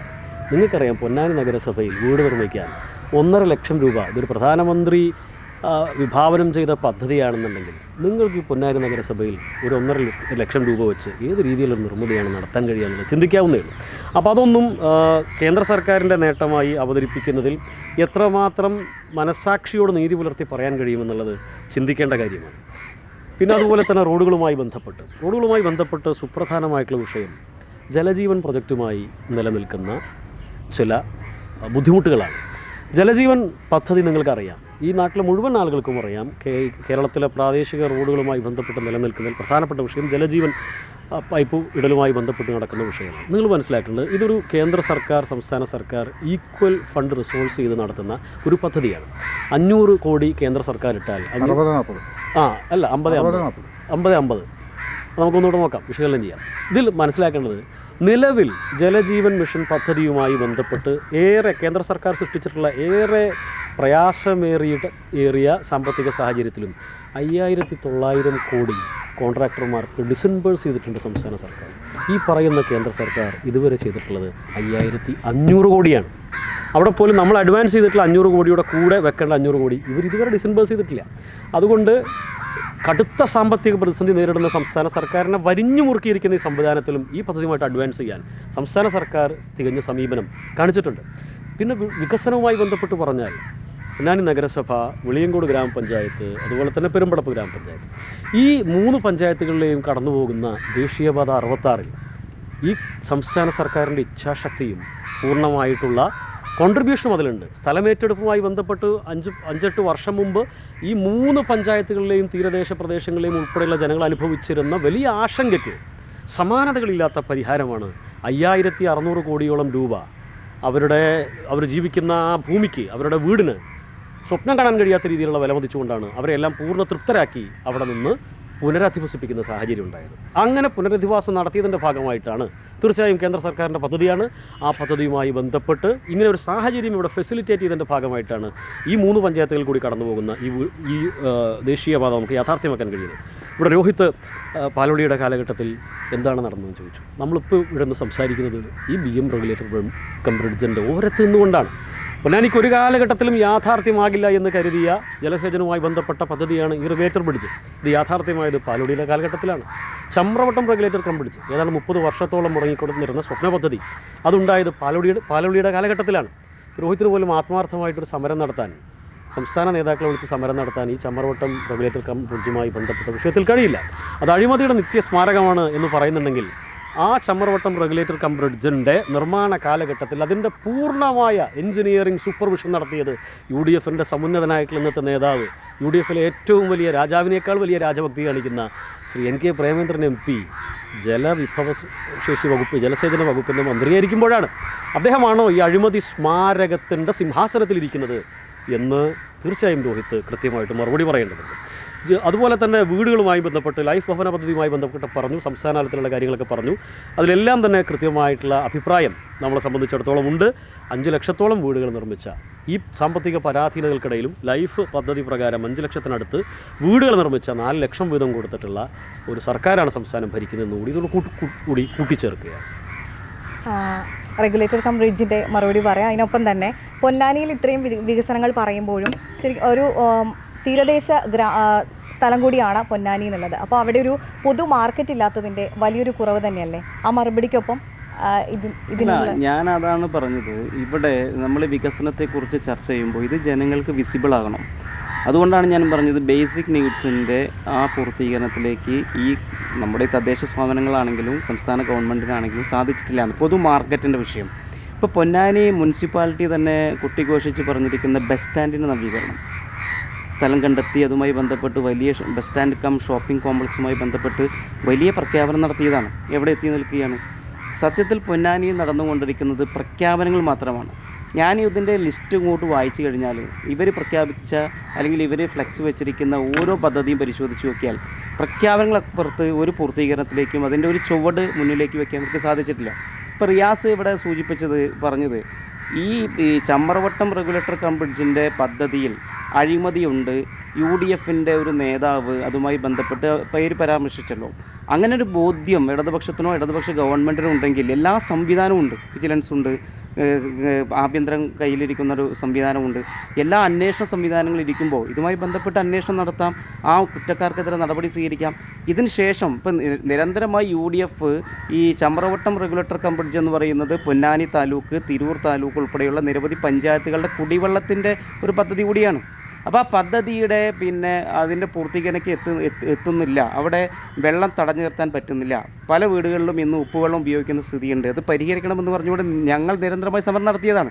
അതിൻ്റെ ഭാഗമായിട്ടാണ് അവിടെ പുതിയ ഷീറ്റ് പൈലിംഗ് ഉൾപ്പെടെയുള്ള നിർമ്മാണ പ്രവൃത്തി ആരംഭിച്ചത്. അതിൻ്റെ മെയിൻ്റനൻസ് വർക്ക് വീണ്ടും ആരംഭിച്ചു. ആ മെയിൻ്റനൻസ് വർക്കിൽ പോലും എന്ത് കടന്നു, പിന്നീട് അഴിമതി കടന്നു. അതുമായി ബന്ധപ്പെട്ട് നമ്മുടെ ഈ പൊന്നാനിയുടെ MLA-ക്ക് ഉൾപ്പെടെ നിയമസഭയ്ക്കൊക്കെ അത് പറയേണ്ടി വന്നു. അതിൻ്റെ എന്ത് സംഭവിച്ചു? ഒന്നും സംഭവിച്ചു. ഒരു അന്വേഷണവും ഇതുമായി ബന്ധപ്പെട്ട് നടന്നിട്ടില്ല. ഇപ്പം ഞങ്ങൾ UDF ഈ വിഷയവുമായി ബന്ധപ്പെട്ട് സമരത്തിലാണ്. ബഹുമാനപ്പെട്ട ഹൈക്കോടതിയുടെ മുമ്പിൽ ഇതിൻ്റെ ഹർജി നിൽക്കുന്നുണ്ട്, അന്വേഷണം നടത്തണമെന്നും ആ പദ്ധതി ജനങ്ങൾക്ക് തുറന്നു കൊടുക്കണമെന്ന് പറഞ്ഞിട്ടുണ്ട്. പക്ഷേ സംസ്ഥാന ഗവൺമെൻറ് സ്വീകരിക്കേണ്ട ഒരു നിലപാടും ആ വിഷയത്തിനകത്ത് സ്വീകരിച്ചിട്ടില്ല എന്നതാണ് വസ്തുത. ഇനി നമ്മളിപ്പോൾ ഇവിടെ BM റെഗുലേറ്റർ കം ബ്രിഡ്ജുമായി ബന്ധപ്പെട്ട കാര്യങ്ങളെക്കുറിച്ച് പറഞ്ഞല്ലോ. ഇത് ആളുകൾക്ക് ഉപകാരപ്പെടണ്ടേ? കൃഷി നടക്കുമ്പോൾ നമുക്കറിയാം, കുട്ടനാട് കഴിഞ്ഞാൽ ഏറ്റവും കൂടുതൽ കോൾ കൃഷി നടക്കുന്ന ഒരു സ്ഥലം കൂടിയാണ് പൊന്നാനി. ആ പൊന്നാനി കോൾ കൃഷിയിലേക്ക് കടക്കുമ്പോൾ അത് കർഷകർക്ക് ഉപയോഗപ്പെടേണ്ട തരത്തിലേക്ക് പദ്ധതികളെ മാറ്റാൻ സാധിച്ചിട്ടുണ്ടോ? അതിൻ്റെ മോണിറ്ററിങ് നടക്കുന്നുണ്ടോ എന്നതിനെ സംബന്ധിച്ചൊരു രൂപം ഇവർക്ക് ഉണ്ടാക്കാൻ സാധിക്കുന്നില്ല. പിന്നെ ഇവിടെ സൂചിപ്പിച്ചല്ലോ, ഇവിടെ ഈ പൊന്നാനി എന്ന് പറയുന്ന ഒരു ടൂറിസ്റ്റ് വലിയ സാധ്യതയുള്ള പ്രദേശമാണ്. ഇപ്പോൾ റിയാസ് തന്നെ പറഞ്ഞതുപോലെ നമ്മൾ ഇരുന്ന് സംസാരിക്കുന്ന BM റെഗുലേറ്റർ കം ബ്രിഡ്ജിൻ്റെ തൊട്ടപ്പുറത്താണ് ഒരു നല്ല മനോഹരമായിട്ടുള്ള പാർക്കുണ്ട്. അത് ആറ് കാലഘട്ടത്തിൽ കൊടുന്നതാണ്. UDF-ൻ്റെ സർക്കാർ ഈ സംസ്ഥാനത്ത് അധികാരത്തിലിരിക്കുമ്പോൾ DTPC-യുടെ മുൻകൈ എടുത്തുകൊണ്ട് ഏകദേശം 1.5 കോടിയോളത്തിൻ്റെ പുറത്ത് ചെലവഴിച്ചുകൊണ്ടാണ് ആ പദ്ധതി അവിടെ ആരംഭിച്ചത്. അതിൻ്റെ അപ്പുറത്തേക്ക് ആ പദ്ധതി അവിടെ ആരംഭിച്ച് ഇത്രയും മനോഹരമായിട്ടുള്ളൊരു സ്ഥലം ഉപയോഗപ്പെടുത്തുവാൻ ടൂറിസവുമായി ബന്ധപ്പെട്ട് ഈ സംസ്ഥാന ഗവൺമെൻറ്റിനോ ഇനി പ്രാദേശിക ഭരണകൂടത്തിനോ സാധിച്ചിട്ടുണ്ടോ? സാധിച്ചിട്ടില്ല. അതേപോലെ തന്നെ കർമ്മ റോഡിൻ്റെ വികസനവുമായി ബന്ധപ്പെട്ട് സൂചിപ്പിച്ചു. നമ്മൾ തന്നെ വാർത്താ മാധ്യമങ്ങളിൽ കണ്ടില്ലേ, കർമ്മ റോഡിൻ്റെമായി ബന്ധപ്പെട്ട് എത്ര കോടിക്കണക്കിന് രൂപയാണ് ഇവിടെ ലാപ്സായി പോയത്. ഒരുപക്ഷെ എറണാകുളത്തെ കൊച്ചിയിലെ മറൈൻ ഡ്രൈവ് പോലെ നമുക്ക് വികസിപ്പിക്കാൻ പറ്റാവുന്ന കർമ്മ റോഡ് ആ തരത്തിൽ ഉയർത്തിക്കൊണ്ടുവരുവാൻ കഴിഞ്ഞ 10 വർഷക്കാലത്ത് നഗരസഭയ്ക്കും സാധിച്ചിട്ടില്ല, സംസ്ഥാന ഗവൺമെൻറ്റിനും സാധിച്ചിട്ടില്ല. തീർച്ചയായും നമ്മൾ പൊന്നാനി ഒരു ടൂറിസം ഹബ്ബായി ഉയർത്തുന്നതിന് എങ്ങനെയാണ് അതിൻ്റെ ഒരു വിലയിരുത്തൽ, എങ്ങനെയാണ് അതിൻ്റെ ഒരു പദ്ധതി UDF ആണെങ്കിൽ എങ്ങനെ തയ്യാറാക്കുന്നത്? അല്ല, നമുക്ക് ഞാൻ നേരത്തെ സൂചിപ്പിച്ചതുപോലെ ഒരുപാട് ഡെസ്റ്റിനേഷൻ ഉണ്ട്. ഇപ്പോൾ BM റെഗുലേറ്റർ കം ബ്രിഡ്ജുമായി ബന്ധപ്പെട്ട ഇതും നല്ലൊരു പ്ലേസാണ്. കർമ്മ റോഡുമായി ബന്ധപ്പെട്ട് നിൽക്കുന്ന സ്ഥലമുണ്ട്. പൊന്നാനി ബീച്ച് ടൂറിസം ഉണ്ട്. തൊട്ടടുത്ത് ഇപ്പോൾ ഈ സംസ്ഥാന ഗവൺമെൻറ് തന്നെ ബഡ്ജറ്റിൽ പറഞ്ഞിരിക്കുന്നത് ചമ്രവട്ടം പാലവുമായി ബന്ധപ്പെട്ട് കർമ്മ റോഡിനെ കണക്ട് ചെയ്യുമെന്ന് പറഞ്ഞുകൊണ്ട് കോടിക്കണക്കിന് രൂപ ബഡ്ജറ്റിൽ വെച്ചിട്ടുണ്ട്. അപ്പോൾ ഇത് ബഡ്ജറ്റിൽ പണം അനുവദിക്കുക, പിന്നെ അതിൻ്റെ പ്രഖ്യാപനം നടത്തുക എന്നതിനപ്പുറത്തേക്ക് ഇത് മുന്നോട്ട് പോകാൻ പറ്റിയിട്ടുണ്ടോ? ഇപ്പോൾ കർമ്മ റോഡുമായി ബന്ധപ്പെട്ട് നമുക്ക് ഇപ്പോൾ ശ്രീരാമകൃഷ്ണൻ്റെ കാലഘട്ടങ്ങളിൽ മുന്നോട്ട് വെച്ചിരിക്കുന്ന Neelatheeram indoor stadium cum sports complex 2016 പ്രഖ്യാപിച്ചതാണ്. ആ പദ്ധതി എവിടെയാണ്? ഇപ്പോൾ കഴിഞ്ഞ 2 വർഷക്കാലം മുമ്പേ ഈ ഗവൺമെൻറ്റിൽ തന്നെ ഇരിക്കുന്ന സ്പോർട്സ് മന്ത്രി അദ്ദേഹം പൊന്നാനിയിൽ വന്നുകൊണ്ട് പറഞ്ഞു, പൊന്നാനിയിലൊരു സ്റ്റേഡിയത്തിൻ്റെ നിർമ്മാണം ഈ നിളയുമായി ബന്ധപ്പെട്ട് അദ്ദേഹം പറഞ്ഞ പദ്ധതിയാണ്. അപ്പോൾ ഇത്തരത്തിലുള്ള പദ്ധതികൾ പ്രഖ്യാപിക്കുകയാണ്. പദ്ധതിയുടെ പൂർത്തീകരണം അതിൻ്റെ തുടക്കം കുറിക്കലും ഇല്ല എന്നുള്ള വസ്തുതയെ നിൽക്കുകയല്ലേ. ഇതേ അഭിപ്രായമൊക്കെ 2021 വരെ റിയാസിനുണ്ടായിരുന്നു. 21 ശേഷമാണ് റിയാസിനെ അഭിപ്രായം പറയുന്നത്. ഞാനും റിയാസൊക്കെ സമാനമായ ഈ വിഷയത്തിനകത്ത് ഇവിടെ നടന്നുകൊണ്ടിരിക്കുന്ന അഴിമതിയെക്കുറിച്ചും ഇവിടുത്തെ വികസനമില്ലായ്മയെക്കുറിച്ചും ഞങ്ങൾ ഒരുമിച്ച് സംസാരിച്ച ആളുകളാണ്. 21 വരെ റിയാസിന് അഭിപ്രായമുണ്ട്. 21 ശേഷമാണ് ഈ അഭിപ്രായത്തിൽ മാറ്റം വന്നിട്ടുള്ളതെന്നാണ് മറ്റൊരു വസ്തുത. അപ്പോൾ ഒരു ടൂറിസം മേഖലയിൽ ഒന്നും നടപ്പാക്കിയില്ല, പ്രഖ്യാപിച്ച പദ്ധതികൾ നടപ്പാക്കിയില്ല എന്നാണ് UDF-ൻ്റെ ഒരു ആരോപണം. എന്തൊക്കെയാണ് LDF നടപ്പാക്കിയ പദ്ധതികൾ, എന്തൊക്കെ നടപ്പാക്കാനിരിക്കുന്നു? LDF ടൂറിസം മേഖലയിൽ കേരളത്തിലെ മറ്റേത് തദ്ദേശ സ്ഥാപനത്തിൻ്റെ ഇടപെടലിനേക്കാളും മുകളിലുള്ള, ഞാൻ ആദ്യം പറഞ്ഞല്ലോ, പൊന്നാനിയിൽ ഒരു ടൂറിസ്റ്റ് ഡെസ്റ്റിനേഷൻ ഇല്ല എന്ന് ആരെങ്കിലും പറയുകയാണെന്നുണ്ടെങ്കിൽ കേരളത്തിലെ ജനങ്ങൾ പോലും അത് മുഖവിലക്കെടുക്കില്ല. ഈ അടുത്ത കാലഘട്ടത്തിലാണ് പൊന്നാനിയിലൂടെ യാത്ര ചെയ്ത NS മാധവൻ, നിങ്ങൾക്കറിയാമല്ലോ, കേരളത്തിൻ്റെ ഏറ്റവും പ്രിയപ്പെട്ട സാംസ്കാരിക നായകരിൽ ഒരാളാണ്. അദ്ദേഹം നിളയോര പാതയിലൂടെ യാത്ര ചെയ്തതിന് ശേഷം ഉണ്ടായിട്ടുള്ള അനുഭവം, അദ്ദേഹത്തിന് മാനസികമായിട്ട് ഉണ്ടായിട്ടുള്ള അനുഭൂതി അതിന് രേഖപ്പെടുത്തുകയും ആയിരക്കണക്കിന് മനുഷ്യർ കേരളത്തിന് മുന്നിൽ ആ ഒരു പ്രകൃതി രമണീയമായിട്ടുള്ള പ്രദേശത്തെ വിവിധ ഗവൺമെൻറ്റുകളുടെ അല്ലെങ്കിൽ തദ്ദേശ സ്ഥാപനങ്ങളുടെയും സംസ്ഥാന സർക്കാരിൻ്റെയും ഭാഗമായി നടത്തിയിട്ടുള്ള ഏകോപനത്തിൻ്റെ ഭാഗമായി അങ്ങനെ മനോഹരവൽക്കരിച്ചതിൻ്റെ സാക്ഷ്യപ്പെടുത്തലുകൾ നമ്മൾ കണ്ടതാണ്. പൊന്നാനിയിൽ ടൂറിസം വികസനത്തിന് വേണ്ടി എന്ത് ചെയ്യണം എന്നുള്ളതിൽ UDF-ൽ നിന്ന് ഏതെങ്കിലും രീതിയിലുള്ള മാർഗ്ഗനിർദ്ദേശങ്ങൾ ഇവിടുത്തെ ഇടതുപക്ഷത്തിന് ഉണ്ടാവേണ്ടതുണ്ട് എന്നെനിക്ക് തോന്നുന്നില്ല. ഇവിടുത്തെ ജനങ്ങളൊന്നും വിശ്വസിക്കുന്നില്ല. അദ്ദേഹം നമ്മളോടിപ്പോൾ പറഞ്ഞു. അതാണ് ഞാൻ ആദ്യം സൂചിപ്പിക്കാൻ ശ്രമിച്ചത്. ഈ നഗരസഭകളെയും മറ്റു പഞ്ചായത്തുകൾക്കും ട്യൂഷൻ എടുക്കുമ്പോൾ നല്ല ആശയങ്ങളാണെങ്കിൽ എവിടുന്ന് വേണമെങ്കിലും എടുക്കാമെന്നുള്ളതാണ്. യാതൊരു തർക്കമില്ല. ട്യൂഷൻ എടുക്കുമ്പോൾ വെളിയങ്കോട് പഞ്ചായത്ത് അവിടെ ഉണ്ട്. നമുക്കൊരു മാതൃക വേണ്ടേ? മാട്ടുമ്മൽ ബീച്ചും മുനമ്പത്തോട് ചേർന്ന് കിടക്കുന്ന വശ്യമനോഹരമായിട്ടുള്ള അഴിമുഖവും നിലനിൽക്കുന്ന ഒരു പ്രദേശത്ത് ഒരു രൂപയുടെ ടൂറിസം പ്രൊജക്റ്റ് നമ്മുടെ മുമ്പിൽ കാണിച്ചിട്ട് മാതൃക കാണിച്ചിട്ട് പറയുകയാണ് ഞങ്ങൾ ഇങ്ങനെയൊക്കെ ചെയ്യും. ഞങ്ങൾക്ക് കഴിഞ്ഞ 5 വർഷമായിട്ടോ അതിനു മുമ്പോ അധികാരത്തിലുള്ള ഒരു തദ്ദേശ സ്ഥാപനം ഈ പൊന്നാനി നിയമസഭയ്ക്കകത്ത് ഞങ്ങൾ ഇന്നത് ചെയ്യും എന്ന് പറഞ്ഞതിന് ശേഷം നമ്മളോട് മാർഗനിർദ്ദേശമോ ഉപദേശനിർദ്ദേശമോ മറ്റു കാര്യങ്ങളോ പറയുമ്പോൾ നമുക്കതുമായി ബന്ധപ്പെട്ട് അതിന് ഗൗരവത്തിൽ കാണാം. അധികാരത്തിലിരിക്കുന്ന ഒരു തദ്ദേശ സ്ഥാപനവുമായി ബന്ധപ്പെട്ട് നിങ്ങൾ പൊന്നാനി, മാറഞ്ചേരി, അതുപോലെ പെരുമ്പടപ്പ്, ആലങ്കോട് എന്നൊക്കെ പറയുമ്പോൾ ഉള്ള ഒരു സ്ഥലത്ത് ഞങ്ങൾ ഇന്നത് ചെയ്തു എന്ന് ചൂണ്ടിക്കാണിക്കാൻ ഒരു സാധനം പോലും UDFൻ്റെ കയ്യിലില്ല എന്നതാണ് വസ്തുത. മറ്റൊന്ന് വ്യക്തിപരമായിട്ട് 2021 വരെ എന്ത് പറഞ്ഞു എന്നുള്ളത് അതിനൊന്നിപ്പോൾ ഈ ഘട്ടത്തിൽ മറുപടി പറയേണ്ടതില്ല എന്ന് ഞാൻ തോന്നുന്നത്. അത് മാറിയ സമയത്ത് തന്നെ ആവശ്യത്തിലധികം എന്തുകൊണ്ട് മാറി, എന്തിനു മാറി എന്നൊക്കെ നമ്മൾ ഗൗരവകരമായിട്ട് പറഞ്ഞു. പിന്നെ മറ്റൊരു പാർട്ടിയിൽ പ്രവർത്തിക്കുന്ന ആളുകളെ ഒരു കാലത്തും സ്വീകരിക്കില്ല എന്ന നിലപാടുള്ളവരാണ് കോൺഗ്രസ് എങ്കിൽ ശരി, അതിനെ ഗൗരവത്തിലെടുക്കാം. അങ്ങനെയൊന്നും അല്ലല്ലോ, നമുക്കറിയാവുന്ന കാര്യങ്ങളൊക്കെ. അപ്പോൾ ഇതാണ് ഞാൻ പറഞ്ഞത്. ടൂറിസം മേഖലയിൽ തുടർന്നും വികസനങ്ങൾ ഉണ്ടാകുമ്പോൾ ഇവിടെ പറഞ്ഞ പോലെ ഇപ്പോൾ സ്റ്റേഡിയത്തിൻ്റെ കാര്യം പറഞ്ഞു. ആ സ്റ്റേഡിയത്തിൻ്റെ പ്രൊജക്റ്റ് ഇപ്പോൾ അടുത്ത കാലഘട്ടത്തിൽ MLAയുടെ ഫണ്ട് അലോക്കേഷനുമായി ബന്ധപ്പെട്ട് കൂടുതൽ മുന്നോട്ട് പോകുന്ന കാര്യം, അതുമായി തറക്കല്ലിട്ട് മുന്നോട്ട് പോകുന്ന കാര്യം നമ്മുടെ മുമ്പിലുണ്ട്. സംസ്ഥാന സർക്കാരിന് മേൽ കേന്ദ്ര സർക്കാർ സൃഷ്ടിച്ചിട്ടുള്ള ഗൗരവതരമായിട്ടുള്ള സാമ്പത്തിക പ്രതിസന്ധിയുണ്ട്, അല്ലെങ്കിൽ സാമ്പത്തികമായ വരിഞ്ഞുമുറുക്കലുണ്ട്. അതിനെ പറ്റിയൊന്നും UDF എപ്പോഴും പറയുന്നില്ല. 18 MP നിലവിൽ UDFൻ്റേതുണ്ട്. അവർ ഈ സംസ്ഥാന സർക്കാരിനെ ഏതെല്ലാം രീതിയിലാണ് സാമ്പത്തികമായി പ്രയാസപ്പെടുത്തുന്നത്. നികുതി വിഹിതത്തിൽ രാജ്യത്തെ ഏറ്റവും അവസാനത്തെ പട്ടികയിൽ നിന്ന് അവസാനത്തെ 2 സംസ്ഥാനങ്ങളിൽ ഒന്നായി നികുതി വിഹിതത്തിൽ കേരളത്തെ ഈ കേന്ദ്ര സർക്കാരും ധനകാര്യ കമ്മീഷനും ചേർന്ന് തള്ളിവിട്ടപ്പോൾ അതിനെതിരെ ഒരു അക്ഷരം മിണ്ടാൻ ഇവർ തയ്യാറായിട്ടില്ല. ഒരു സർക്കാരിന് പ്രവർത്തിക്കാൻ ആവശ്യമായിട്ടുള്ള സാമ്പത്തികമായ സാഹചര്യങ്ങളെ വരിഞ്ഞു മുറക്കുന്നതുമായി ബന്ധപ്പെട്ട് ഒരു കാലഘട്ടത്തിലും ഇത് LDF ഗവൺമെൻറ്റിനോ CPM-നോ എതിരായിട്ടുള്ള യുദ്ധമല്ല, കേരളത്തിലെ ജനങ്ങൾക്കെതിരായിട്ടുള്ള യുദ്ധമാണ്. ഒരു ഘട്ടത്തിൽ ഇവരതുമായി ബന്ധപ്പെട്ട് മറുപടി പറഞ്ഞിട്ടില്ല. കിഫ്ബിയുടെ loan, out of budget loan 2022 വെച്ച് നിങ്ങൾ ഇവിടെ നിന്ന് അങ്ങോട്ട് 2022 മുതൽ കിഫ്ബിയുടെ എടുക്കുന്ന ലോണ് ബഡ്ജറ്റിൻ്റെ കടമായി ഉൾപ്പെടുത്തും എന്നുപോലും പറയുകയായിരുന്നെങ്കിൽ നമുക്ക് മനസ്സിലാക്കായിരുന്നു. അങ്ങനെയല്ല, ഇത് 2018 മുതലെടുത്ത ലോണും കൂടെ ഞങ്ങൾ ബഡ്ജറ്റിലെ കടമാണ്. ഈ പ്രാദേശികമായ പ്രവർത്തനങ്ങൾക്ക് ഉൾപ്പെടെ ഉപയോഗിക്കേണ്ട സംസ്ഥാന സർക്കാരിന് നൽകാൻ കഴിയുന്ന വിഭവ സമ്പത്തിനെ അങ്ങേയറ്റം റെസ്ട്രിക്റ്റ് ചെയ്യുന്ന രീതിയിൽ ഇത് കേരളത്തിൽ മാത്രമല്ല കർണാടകയിലുണ്ട്. കർണാടകയിൽ DK ശിവകുമാറും സിദ്ധരാമയ്യയും അവിടെ പോയി സമരം ചെയ്തിട്ടുണ്ട്. അപ്പോൾ ഇത്തരം വിഷയങ്ങളുണ്ട്. അതിൻ്റെ പരിമിതികൾക്കുള്ളിൽ നിന്നുകൊണ്ടാണ് ഈ ഗവൺമെൻറ് പ്രവർത്തിച്ചുകൊണ്ടിരിക്കുന്നത് എന്നുള്ളതാണ്. ഈ തങ്ങളുടെ കയ്യിലുള്ള ഒരു തദ്ദേശ സ്ഥാപനം എന്ത് ചെയ്തു എന്ന് പറയാൻ റിയാസ് അങ്ങനെ പറയുമ്പോൾ നമുക്കറിയാമല്ലോ, സംസ്ഥാന ഗവൺമെൻറ് പഞ്ചായത്തുകൾക്ക് കൊടുക്കേണ്ട പദ്ധതി വിഹിതത്തിൻ്റെ 50% വെട്ടിക്കുറച്ച് ബഡ്ജറ്റ് വെട്ടിക്കുറച്ച ആളുകളാണ് ഒരു പഞ്ചായത്തിനോട് ടൂറിസവുമായി ബന്ധപ്പെട്ട് നിങ്ങൾ എന്ത് ചെയ്തു എന്നുള്ള ചോദ്യം ചോദിക്കുന്നത്. ഞാൻ അതവിടെ നിൽക്കട്ടെ. ഒറ്റ കാര്യം ഞാൻ റിയാസിനോട് ചോദിക്കുന്നത്, 2017 സംസ്ഥാന ബഡ്ജറ്റിൽ 4 കോടി രൂപ കർമ്മ റോഡിൻ്റെ വികസനവുമായി ബന്ധപ്പെട്ട് വെച്ചിട്ടുണ്ടായിരുന്നു. 2021 ബഡ്ജറ്റിൽ അത് 5 കോടി രൂപയായിട്ട് മാറി. അവിടെ തെരുവ് വിളക്കുകൾ സ്ഥാപിക്കുന്നതിന് വേണ്ടിയിട്ട് 50 ലക്ഷം രൂപ ഉപയോഗിക്കുകയുണ്ടായി, ഫണ്ട് വെച്ചു. എന്താണ് നിങ്ങൾ ഈ പറയുന്ന കർമ്മ റോഡിൻ്റെ വികസനവുമായി ബന്ധപ്പെട്ട് ഈ സംസ്ഥാന ഗവൺമെൻറ്റോ അല്ലെങ്കിൽ തദ്ദേശ സ്വയംഭരണ സ്ഥാപനങ്ങളൊക്കെ ഉപയോഗപ്പെടുത്തിയത് എന്താണ് ചെയ്യാൻ പറ്റിയിട്ടുള്ളത്? അതായത് സത്യത്തിൽ ഈ കർമ്മ റോഡുമായി ബന്ധപ്പെട്ട ഏതാണ്ട് ഈ ചർച്ചയുടെ ഏകദേശം 70% രോഹിതെടുത്തു എന്ന് എനിക്ക് തോന്നുന്നത്. നേരം ഇരുട്ടി വെളുക്കുമ്പോഴേക്കും പൂർണ്ണതയിലെത്തുന്ന ഒരു വികസന പ്രവർത്തനമില്ല. ഘട്ടം ഘട്ടമായി അതിൻ്റെ ഭരണപരമായ ധനപരമായ എല്ലാ ഘടകങ്ങളുമായി ബന്ധപ്പെട്ട് പുരോഗമിക്കുന്നൊരു പ്രവൃത്തിയാണത്. അപ്പോൾ അതിൻ്റെ ഇടയ്ക്ക് പ്രഖ്യാപിക്കപ്പെട്ട ഏതെങ്കിലും 1-2 പദ്ധതികളുമായി ബന്ധപ്പെട്ട സാങ്കേതിക വിഷയങ്ങളുടെ കാലതാമസത്തെ ചൂണ്ടിക്കാണിച്ചുകൊണ്ടാവരുത് അതിനെ സമഗ്രമായി വിലയിരുത്തേണ്ടത് എന്നുള്ളതാണ് അതുമായി ബന്ധപ്പെട്ട് പറയാനുള്ളത്.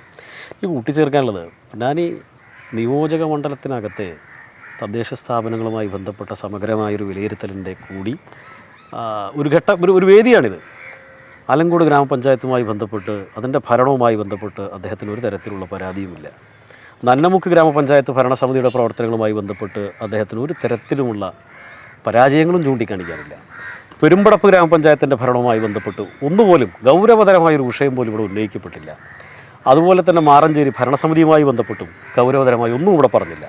പെരുമ്പടപ്പ് ബ്ലോക്ക് പഞ്ചായത്തുമായി ബന്ധപ്പെട്ട ആ രീതിയിലുള്ള ഒരു വിഷയങ്ങളും ഇവിടെ സൂചിപ്പിക്കപ്പെട്ടില്ല. അഥവാ UDFൻ്റെ ഞാൻ മനസ്സിലാക്കുന്നിടത്തോളം എനിക്കറിയാവുന്ന ആളാണ് രോഹിത്. സംസ്ഥാന തലത്തിലും പൊന്നാനി നിയോജക മണ്ഡലത്തിലും കഴിഞ്ഞ തവണ മത്സരിച്ച സ്ഥാനാർത്ഥിയാണ്. ഇവിടുത്തെ ജനങ്ങളുമായി ബന്ധപ്പെട്ട ഓരോ വിഷയങ്ങളിലും ധാരണ ഉണ്ടാവേണ്ടയാളാണ്. അദ്ദേഹത്തിൻ്റെ ശ്രദ്ധയിൽ ഇതുവരെ ഇടതുപക്ഷം ഭരിക്കുന്ന ഈ 4 ഗ്രാമപഞ്ചായത്തുകളുമായി ബന്ധപ്പെട്ട് എന്തെങ്കിലും ഗൗരവതരമായ പരാതി ഈ വിലയിരുത്തലിൻ്റെ സമയത്ത് പറയാൻ സാധിച്ചില്ല, ഉന്നയിക്കാൻ സാധിച്ചില്ല എന്നുള്ളതാണ് ഗൗരവതരമായി ഞാൻ ഈ ഘട്ടത്തിൽ എടുത്തു പറയാൻ ആഗ്രഹിക്കുന്നൊരു കാര്യം. മറ്റൊന്നും മറുപടി പറയേണ്ടിയിരുന്നത്, അന്വേഷണം നടത്തി, വിജിലൻസ് ഉണ്ട്, മറ്റ് പോലീസുണ്ട്, സംവിധാനങ്ങളെല്ലാം ഉണ്ട്, എന്നിട്ട് ചമ്മറവട്ടത്തിൻ്റെ അഴിമതിയെപ്പറ്റി അന്വേഷണം നടത്തി കണ്ടുപിടിച്ചില്ല എന്നുള്ളതാണ്. രോഹിത്തിനറിയാം 2011 ഈ പദ്ധതി പൂർത്തീകരിക്കപ്പെടുന്നത്. 2011 പൂർത്തീകരിക്കപ്പെട്ട പദ്ധതിക്ക് ശേഷം അതിൻ്റെ ഔപചാരികമായ ഉദ്ഘാടനം നിർവഹിച്ചത്, ജനകീയ ഉദ്ഘാടനം സർക്കാർ മാറുന്നതിന് മുമ്പ് നടന്നു. ബഹുമാനായിട്ടുള്ള മുൻ മുഖ്യമന്ത്രി ഉമ്മൻചാണ്ടിയാണ് അത് ഉദ്ഘാടനം നിർവഹിച്ചത്. 5 വർഷം സർക്കാർ ഇവിടെ ഉണ്ടായിരുന്നു.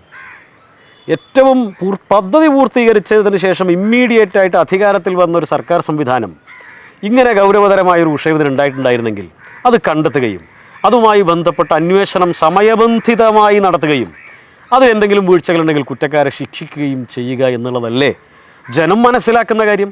ഒരു ഭരിച്ചിരുന്ന സംവിധാനത്തിനെതിരെ അടുത്ത സർക്കാർ വരുന്നു, മറുകക്ഷി വരുമ്പോഴാണല്ലോ ഈ കാര്യത്തിൽ ജനങ്ങൾക്ക് കൂടുതൽ ഗൗരവതരമായിട്ടുള്ള കണ്ടെത്തലുകൾ ഉണ്ടാകുന്നതിൽ അവർ വിശ്വാസമർപ്പിക്കാൻ സാധ്യത. അതിലല്ലേ ആ 5 വർഷക്കാലത്തിൽ ഞാൻ രോഹിത്തിനോട് ചോദിക്കുന്നു, എന്താണ് ഉമ്മൻചാണ്ടി സർക്കാർ 11 മുതൽ 16 വരെ ഭരിച്ചപ്പോൾ ഈ ചമ്പറവട്ടം പദ്ധതിയുമായി ബന്ധപ്പെട്ട് എന്ത് രീതിയിലുള്ള വിഷയങ്ങളാണ് കണ്ടെത്തിയത്, അതിലെന്ത് നടപടി സ്വീകരിച്ചു, ഏതന്വേഷണം പ്രഖ്യാപിച്ചു, എന്തുകൊണ്ടത് സമയബന്ധിതമായി നടത്തിയില്ല എന്നതിന് കൂടിയുള്ള ഉത്തരവാദിത്വം അദ്ദേഹം ഇവിടെ ചൂണ്ടിക്കാണിക്കും എന്നാണ് ഞാൻ മനസ്സിലാക്കുന്നത്. കുറച്ചധികം വലിയൊരു ചോദ്യമാണ്. അതിനു മുൻപായി അതായത് കേന്ദ്രം വരിഞ്ഞു മുറുക്കുന്നത് കൊണ്ട് ഫണ്ട് ലഭിക്കാതെ പോയ ഏതെങ്കിലും പദ്ധതികൾ അല്ലെങ്കിൽ നടപ്പിലാക്കാൻ പറ്റാത്ത ഏതെങ്കിലും ഒരു പദ്ധതി എൻഡിയുടെ ശ്രദ്ധയിൽപ്പെട്ടിട്ടുണ്ടോ എന്നുള്ളതാണ്. അതായത് റിയാസ് ഇവിടെ പറഞ്ഞതിൽ വാസ്തവവിരുദ്ധമായ ഒരുപാട് കാര്യങ്ങളുണ്ട്. റിയാസ് നേരത്തെ പ്രധാനമന്ത്രി ആവാസ് യോജനയെക്കുറിച്ച് പറഞ്ഞു. 2.5 ലക്ഷം രൂപ ഞങ്ങൾ കൊടുക്കുന്നു, 1.5 ലക്ഷമാണ് കേന്ദ്രം കൊടുക്കുന്നത്. റിയാസിന് അതിനെക്കുറിച്ച് അറിയാനിട്ടാണ്. കേന്ദ്രം കൊടുക്കുന്ന 1.5 ലക്ഷമാണ് ഡയറക്റ്റ്, അത് കഴിഞ്ഞ് 50,000 സംസ്ഥാന സർക്കാർ കൊടുക്കുന്നു. 2 ലക്ഷം രൂപ കൊടുക്കുന്ന തദ്ദേശ സ്ഥാപനമാണെന്ന് അവർ അവകാശപ്പെടുമ്പോൾ തന്നെ അവർ വായ്പ എടുക്കുക നബാർഡിൽ നിന്ന്. ആ നബാർഡിൽ നിന്ന് വായ്പ എടുക്കുന്നത് ഇവരുടെ മറ്റേ വരുമാനം കൊണ്ട് തിരിച്ചടക്കുകയല്ല, മറിച്ച് വാർഷിക പദ്ധതിയിൽ നിന്ന്, അടുത്ത വർഷം വരുന്ന വാർഷിക പദ്ധതിയിൽ നിന്ന് എന്ത് ചെയ്യാണ്, ഇത് തിരിച്ചടക്കുക. അപ്പോൾ ഫലത്തിൽ ആരാ ഇത് കൊടുക്കുന്നത്? 4 ലക്ഷം കേന്ദ്ര സർക്കാരല്ലല്ലോ. ഈ വാർഷിക പദ്ധതി പൊന്നാനി നഗരസഭയ്ക്ക് അനുവദിക്കുന്ന പണം അല്ലെങ്കിൽ ആലങ്കോട് പഞ്ചായത്തിന് അനുവദിക്കുന്നത് ആ പണത്തിൽ നിന്ന് തിരിച്ചടവാണ് വാർഷിക പദ്ധതിയിൽ. അതുകൊണ്ടാണ് ഈ റോഡുകൾ എന്തായി കിടക്കുന്നത്. വാർഷിക പദ്ധതിയിൽ റോഡുകളുടെ നിർമ്മാണം, മറ്റ് അറ്റകുറ്റപ്പണികൾ നടത്താൻ പണമില്ലാതെ വരുന്നത് ഈ പണം കൊടുക്കുന്നതാണ്ടാ. എന്നിട്ട് മെയിൻ അടിക്കുക. ഞാൻ പറയട്ടെ റിയാസെ, പിന്നെ ഇപ്പോൾ റിയാസ് ഇവിടെ വലിയ ഇതായി ചൂണ്ടിക്കാട്ടിയ ഈ കർമ്മ എന്ന് പറഞ്ഞത് LDFിൻ്റെയോ അല്ലെങ്കിൽ സംസ്ഥാന സർക്കാരിൻ്റെയോ നഗരസഭയുടെയോ ഒന്നുമല്ല. അത് ഒരു സന്നദ്ധ സംഘടന വളരെ ദീർഘവീക്ഷണത്തോടു കൂടി ആസൂത്രണം ചെയ്തൊരു പദ്ധതി വിജയിച്ചപ്പോൾ അതിൽ കൊണ്ടുപോയിട്ട് കുറച്ച് ഫണ്ടിറക്കി. ഇസ്മായിൽ ബഷീർ സംഘവും അവിടെ മറ്റേ സന്നദ്ധ സംഘടന ഉണ്ടാക്കിയിട്ട് അവർ സന്നദ്ധമായി നിർമ്മിച്ച, എല്ലാവരും കൂടി നിർമ്മിച്ച റോഡ് പിന്നീട് അതിൻ്റെ വികസന സാധ്യതകൾ മുതലെടുത്ത് സംസ്ഥാന സർക്കാർ കുറച്ച് പണം കൊണ്ട് ഇറക്കി. യെസ്, ഞാൻ പറഞ്ഞു അത് മുഴുവൻ സംസ്ഥാന സർക്കാർ ഞങ്ങളാണ് ഇതൊക്കെ ചെയ്തത് എന്ന് പറയില്ല, മേനി അടിക്കണോണ്ടാണ്. മൂന്നാമത്തെ കാര്യം, ഈ പറഞ്ഞ മാതിരി മറ്റേ ആയുഷ് പദ്ധതിയിൽപ്പെട്ട എല്ലാ പഞ്ചായത്തിലും എന്തുണ്ട്, കേന്ദ്രങ്ങളുണ്ട്. ആയുഷ് മറ്റേ ഡിപ്പാർട്ട്മെൻറ്റിൻ്റെ കീഴിൽ എല്ലാ പഞ്ചായത്തിലും അത് തുടങ്ങിയിട്ടുണ്ട്. അതുകൂടാതെ 18 കോടി രൂപയ്ക്കാണ് ഇപ്പോൾ നമ്മുടെ പൊന്നാനി തുറമുഖം വികസനം നടന്നുകൊണ്ടിരിക്കുന്നത്. 18 കോടി രൂപ കേന്ദ്രം കൊടുത്തിട്ട് വികസനം നടന്നുകൊണ്ടിരിക്കുക. അപ്പോൾ നമ്മുടെ അസംബ്ലി സെഗ്മെൻറ്റുമായി ബന്ധപ്പെട്ട വിഷയമാവുകൊണ്ടാണ് ഞാൻ അതിൻ്റെ അപ്പുറത്തേക്ക് പോകാത്തത്. കിഫ്ബിക്കൊക്കെ മറുപടി പറയാൻ ഒരുപാട് കാര്യങ്ങളുണ്ട്. പെട്രോളിന് സെസ് ഏർപ്പെടുത്തിയിട്ടുണ്ട്. കിഫ്ബിയുടെ തിരിച്ചടവ് വരുന്നത് സംസ്ഥാനത്തിന് തന്നെയാണ്, സംസ്ഥാനമാണല്ലോ, അല്ലാതെ ഇത് ദൈവം കൊണ്ട് തിരിച്ചടക്കില്ലല്ലോ. അപ്പോൾ അതുകൊണ്ട് അതിലൊരുപാട് കാര്യങ്ങൾ പറയാനുണ്ട്. പക്ഷേ എനിക്ക് പറയാനുള്ളത്, പൊന്നാനി നഗരസഭയിൽ ഒരു മത്സ്യ മാർക്കറ്റോ അല്ലെങ്കിൽ ഒരു പബ്ലിക് ടോയ്ലറ്റോ നിർമ്മിക്കാൻ നമ്മുടെ ഭരണസമിതിക്ക് 2 തവണയായി LDF അവിടെ തുടർച്ചയായി ഭരിക്കുന്നു, സാധിച്ചിട്ടില്ല എന്നുള്ളത്. ഇത് കർമ്മ റോഡിൽ പോലും അതിൽ സാധിച്ചിട്ടില്ല. ഇതാണ് അവസ്ഥ. പിന്നെ സ്വാഭാവികമായി ഇപ്പോൾ ഈ പറഞ്ഞു വന്ന നേരത്തെ രോഹിത്ത് പറഞ്ഞ പോലെ, രോഹിത്ത് മറ്റേ നമ്മളെ കോൾ കർഷകരുടെ കാര്യം പറഞ്ഞു. ഒരിക്കൽ UPA സർക്കാരിൻ്റെ കാലത്ത് 450 കോടി രൂപ അനുവദിച്ചാണ്. അത് എവിടെ ചെന്ന് ചോദിച്ചാലും അതിനൊരു മറുപടിയില്ല. തൃശ്ശൂർ പൊന്നാനി കോളിന് ഇവിടുത്തെ കർഷകരെ യഥാസമയം അവർക്ക് എന്ത് ചെയ്യാൻ, കൃഷി ചെയ്യാൻ വേണ്ടിയിട്ടും ഇത് നിയന്ത്രിക്കാൻ വേണ്ടിയിട്ടും കൈകാര്യം ചെയ്ത് 450 കോടിയാണ്. അത് പിന്നെ PC ചാക്കോ അന്ന് തൃശ്ശൂർ MP ആയിരുന്നു. പിന്നീട് അവിടെ ജയദേവൻ എന്തായിട്ട് വന്നു, ഇവർ തമ്മിൽ തല്ല, ഇത് ആർക്കാ കൊടുക്കേണ്ടത്, ഇതിൻ്റെ ചേർന്ന്, അങ്ങനെ ഒരുപാട് പ്രശ്നങ്ങൾ. എന്തിനേറെ പറഞ്ഞു, ഇപ്പോൾ പ്രേമേന്ദ്രൻ്റെ വിഷയം ഇവിടെ പറഞ്ഞു. പ്രേമേന്ദ്രൻ്റെ വിഷയം ഇത് മാത്രമല്ല, നമ്മളെ കാനോലി കനാലിന് സമാന്തരമായിട്ട് ഒരു നിർമ്മാണം അവിടെ നടന്നിട്ടുണ്ട്. അവിടെ പോയാൽ നിങ്ങൾക്ക് കാണാം, രണ്ട് ഭാഗത്തും ഭിത്തി കെട്ടിയിട്ട് ഈ ഇതിലെ ജലഗതാഗതം ആരംഭിക്കാൻ വേണ്ടിയിട്ടുള്ള പദ്ധതി. അതിൻ്റെ സ്ഥിതി എന്താ? ഇതിൽ മൊത്തം അഴിമതിയാണ്. പരമാവധി കൊടുക്കുന്നതിൻ്റെ ഒരു 60-70% അഴിമതി നടത്തി ബാക്കിയാണ് ഇപ്പോൾ നമ്മൾ കണ്ടിട്ടുള്ളത്. അപ്പോൾ എത്രത്തോളം ഫണ്ടാണ് നമ്മുടെ നാട്ടിൽ ലാഭസായപ്പെടുന്നത്? തീർച്ചയായും അതിലേക്കൊക്കെ വരാം. റിയാസ് ഉന്നയിച്ചത് വലിയ കുറേ ക്വസ്റ്റ്യൻസ് ആണ് ചോദിച്ചിട്ടുള്ളത്. അതിനൊപ്പം തന്നെ മറ്റ് പഞ്ചായത്തുകളുടെ വികസനം UDF അംഗീകരിക്കുന്നു എന്നാണ് പറയുന്നത്. വെളിയങ്കോടിലെ വികസനം, ഒപ്പം തന്നെ ഈ ഒരു ചോദ്യങ്ങൾക്കുള്ള മറുപടി കൂടി. അല്ല, ഇതിൽ പിന്നെ റിയാസ് പറഞ്ഞ 2 ചോദ്യങ്ങൾക്കുള്ള ഉത്തരം ഞങ്ങൾ UDF ഈ തെരഞ്ഞെടുപ്പിനെ നേരിടുമ്പോൾ കൃത്യമായി പറഞ്ഞിട്ടുണ്ട്. സംസ്ഥാന ഗവൺമെൻറ്റിൻ്റെ ഒരു വിലയിരുത്തലാണ് ഈ നടക്കാൻ പോകുന്ന തദ്ദേശ സ്വയംഭരണ തെരഞ്ഞെടുപ്പ് എന്നാണ്. അപ്പോൾ സംസ്ഥാന ഗവൺമെൻറ്റിൻ്റെ കോട്ടങ്ങളും ആ സംസ്ഥാന ഗവൺമെൻറ്റിനെ പ്രതിദാനം ചെയ്യുന്ന MLAയുടെ കോട്ടങ്ങളും ചർച്ച ചെയ്യപ്പെടാതിരിക്കാനുള്ള ഒരു വിദ്യയാണ് ഇപ്പോൾ റിയാസ് ഇവിടെ എടുത്തിരിക്കുന്നത്. ഇപ്പോൾ LDF ഭരിക്കുന്ന പഞ്ചായത്തുകളുടെ കോട്ടങ്ങൾ ചൂണ്ടിക്കാണിക്കാൻ പറ്റുമോ എന്ന് റിയാസ് ചോദിക്കുമ്പോൾ ഈ പറഞ്ഞ പഞ്ചായത്തുകളുടെ നേട്ടങ്ങൾ റിയാസ് പറയണ്ടേ? എന്തൊക്കെയാണ് ഒരു 10 നേട്ടങ്ങൾ എന്താണ്, അവർ തദ്ദേശ സ്വയംഭരണ സ്ഥാപന നിലയ്ക്ക് ഇവർ നടത്തിയിരിക്കുന്ന നേട്ടങ്ങൾ എന്താണെന്ന് ഇവർ പറയണം. ഞാൻ ഇവിടെ പിന്നെ ഈ പഞ്ചായത്തുകളുടെ നേട്ടങ്ങളെയും കോട്ടങ്ങളെയും കുറിച്ച് ചർച്ച ചെയ്യുമ്പോൾ റിയാസിനോട് എനിക്ക് ചോദിക്കാനുള്ളത്, റിയാസ് വളരെ ആസൂത്രിതമായിട്ട് ആ വിഷയങ്ങളൊന്നും ചർച്ച ചെയ്യപ്പെടാൻ പാടില്ല എന്ന് ആഗ്രഹിച്ചിട്ടാണ് ഇതിലേക്ക് പോകുന്നത്. പൊന്നാനി പോർട്ട് ഉമ്മൻചാണ്ടിയുടെ ഗവൺമെൻറ് UDF സർക്കാർ കേരളത്തിൽ അധികാരത്തിലിരിക്കുമ്പോൾ 2015 ഇവിടെ തറക്കല്ലിട്ട് നിർമ്മാണം ആരംഭിച്ച പദ്ധതിയാണ്. MLA മറുപടി പറയേണ്ട, ഇടതുപക്ഷ ജനാധിപത്യ മുന്നണി മറുപടി പറയേണ്ട പദ്ധതിയാണ്. ഈ പൊന്നാനിയിലെ തീരദേശ മേഖലയുടെ വികസനത്തിന് വേണ്ടി മത്സ്യത്തൊഴിലാളികളുടെ സാമ്പത്തിക ശേഷി വർദ്ധിപ്പിക്കാൻ പറ്റാവുന്ന ഏറ്റവും വൻകിട പദ്ധതി പൊന്നാനി പോർട്ടിൻ്റെ സ്ഥിതി എന്താണ്? മുന്നോട്ട് പോകാൻ പറ്റിയിട്ടുണ്ടോ? ഇവിടെ പിന്നെ കടൽ ഭിത്തിയുമായി ബന്ധപ്പെട്ട് എത്ര കോടി രൂപയുടെ പ്രഖ്യാപനം ഈ പൊന്നാനിയിലുണ്ടായി? ആ കടൽ ഭിത്തി ഇപ്പോൾ ചെല്ലാനം മോഡൽ ഉൾപ്പെടെ ഇവർ പറഞ്ഞു. കടൽ ഭിത്തിയുടെ നിർമ്മാണം പൂർത്തീകരിക്കുവാൻ ശാശ്വതമായി ആ വിഷയം പരിഹരിക്കാൻ ഇവർക്ക് സാധിച്ചിട്ടുണ്ടോ? അതുപോലെ തന്നെ കർമ്മ റോഡിൻ്റെ 2ാം ഘട്ട ഫേസിൻ്റെ അതിൻ്റെ വികസനവുമായി ബന്ധപ്പെട്ട് ഞാൻ നേരത്തെ സൂചിപ്പിച്ച പോലെ ചമ്രവട്ടം പാലത്തിനോട് ഇത് കണക്ട് ചെയ്യുമെന്ന് പറഞ്ഞു. ആ നിർമ്മാണത്തിൻ്റെ പുരോഗതി എവിടെ എത്തി നിൽക്കുകയാണ്? പുനർഗേഹം പ്രൊജക്റ്റുമായി ബന്ധപ്പെട്ട് വലിയ അഴിമതി നിലനിൽക്കുന്നു എന്ന് കണ്ടെത്തിയിട്ടുണ്ട്. ആ പദ്ധതിയുമായി ബന്ധപ്പെട്ട് ഇവർക്ക് വല്ല മറുപടിയുണ്ടോ? അതിൻ്റെ ഫ്ലാറ്റ് നിർമ്മാണവുമായി ബന്ധപ്പെട്ട് വിജിലൻസിൻ്റെ കണ്ടെത്തലുണ്ട്. ഇടതുപക്ഷ ഗവൺമെൻറ്റിലിരിക്കുന്ന വിജിലൻസിൻ്റെ കണ്ടെത്തലുണ്ട്. പുനർഗേഹം പദ്ധതിയുമായി ബന്ധപ്പെട്ട് അഴിമതിയുണ്ട്. അവിടുത്തെ മത്സ്യത്തൊഴിലാളികൾക്ക് ജീവിക്കാൻ പറ്റാത്ത അന്തരീക്ഷം പുനർഗേഹം പ്രൊജക്റ്റിലുണ്ട്. ഇവർ MLA തന്നെ കുട്ടിഘോഷിച്ച പൊന്നാനിയിൽ നിന്ന് ലക്ഷദ്വീപിലേക്ക് കപ്പൽ യാത്ര, എത്ര മനോഹരമായിട്ടുള്ള സങ്കല്പമാണ് പറഞ്ഞത്. എവിടെ എത്തി നിൽക്കുന്നത്? എന്തെങ്കിലും പ്രാരംഭ നടപടികളായിട്ടുണ്ടോ? ചമ്രവട്ടം റെഗുലേറ്റർ കം ബ്രിഡ്ജിൻ്റെ അഴിമതിയിലേക്ക് ഞാൻ വരുന്നുണ്ട്. സുനാമി ബാധിതരായിട്ടുള്ള വീടുകളുണ്ട്. ഇപ്പോൾ പൊന്നാനിയിൽ പോയി കഴിഞ്ഞാൽ, റിയാസിന് ഉൾപ്പെടെ പോയി കഴിഞ്ഞാൽ കാണാൻ പറ്റും. കഴിഞ്ഞ 1ാം പിണറായി വിജയൻ്റെ ഗവൺമെൻറ് നമ്മുടെ ഈ അതിനകത്ത് ഫിഷറീസ് വകുപ്പ് മന്ത്രിയായിരുന്ന മേഴ്സിക്കുട്ടിയമ്മ പൊന്നാനിയിൽ വന്നുകൊണ്ട് പറഞ്ഞതാണ്, സുനാമി ബാധിതരായിട്ടുള്ള വീടുകൾ അത് അഴിമതിയുടെ വീടുകളാണ്, അത് പൊളിച്ച് അവിടെ ഫ്ലാറ്റ് പണിയെന്ന് പറഞ്ഞു. ഈ സമയം വരെയായിട്ട് അത് പൊളിച്ച് പണിയാൻ പറ്റിയിട്ടുണ്ടോ? ഇവിടെ ഗവൺമെൻറ് മാറഞ്ചേരി ഗവൺമെൻറ് ITA അതിൻ്റെ വികസനം, നിങ്ങൾ ആ ITL ഒന്ന് പോയാൽ നമുക്ക് കാണാൻ പറ്റും. അതിൻ്റെ വികസനം എവിടെ എത്തി നിൽക്കുകയാണ്? അത് മുന്നോട്ട് പോകാൻ പറ്റിയോ? 2012 അനുവദിച്ച hydrographic institute of hydrography and advance studies അടച്ചുപൂട്ടലിൻ്റെ വക്കിൽ നിൽക്കുകയാണ്. കനോലിക് കനാലിലൂടെ സോളാർ ബോട്ട് യാത്ര മുഖ്യമന്ത്രിയുടെ സ്വപ്ന പദ്ധതിയായിട്ട് അവതരിപ്പിക്കപ്പെട്ടതാണ്. കനോലിക് കനാലിലൂടെ സോളാറിൻ്റെ ബോട്ട് യാത്ര ഉണ്ടാവുമെന്ന് പറഞ്ഞു.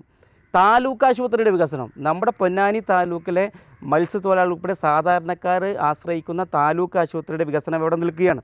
നേരത്തെ ഞാൻ സൂചിപ്പിച്ചതുപോലെ Neelatheeram indoor stadium cum sports complex ശ്രീരാമകൃഷ്ണൻ്റെ കാലഘട്ടത്തിലുള്ളതാണ്. ഇനി അടുത്തതും കൂടി പറയാമല്ലോ, ഭാഷാ പഠന കേന്ദ്രം ICSRൽ തുടങ്ങാൻ ആരംഭിക്കുന്ന ഭാഷാ പഠന കേന്ദ്രത്തിൻ്റെ സ്ഥിതി എന്താണ്? വിശദീകരിക്കണ്ടേ? മറൈൻ മ്യൂസിയം എന്താണ് സ്ഥിതി? നിള സംഗ്രഹാലയം എന്താണ് സ്ഥിതി? നേരത്തെ പറഞ്ഞതുപോലെ കർമ്മ റോഡിൻ്റെ 3ാം ഘട്ട വികസനം എന്താണ് സ്ഥിതി? തീരദേശ ITക്ക് സ്ഥലം കണ്ടെത്തി അത് ആ തീരദേശ ITയുമായി മുന്നോട്ട് പോകാൻ ഇവർക്ക് സാധിച്ചോ?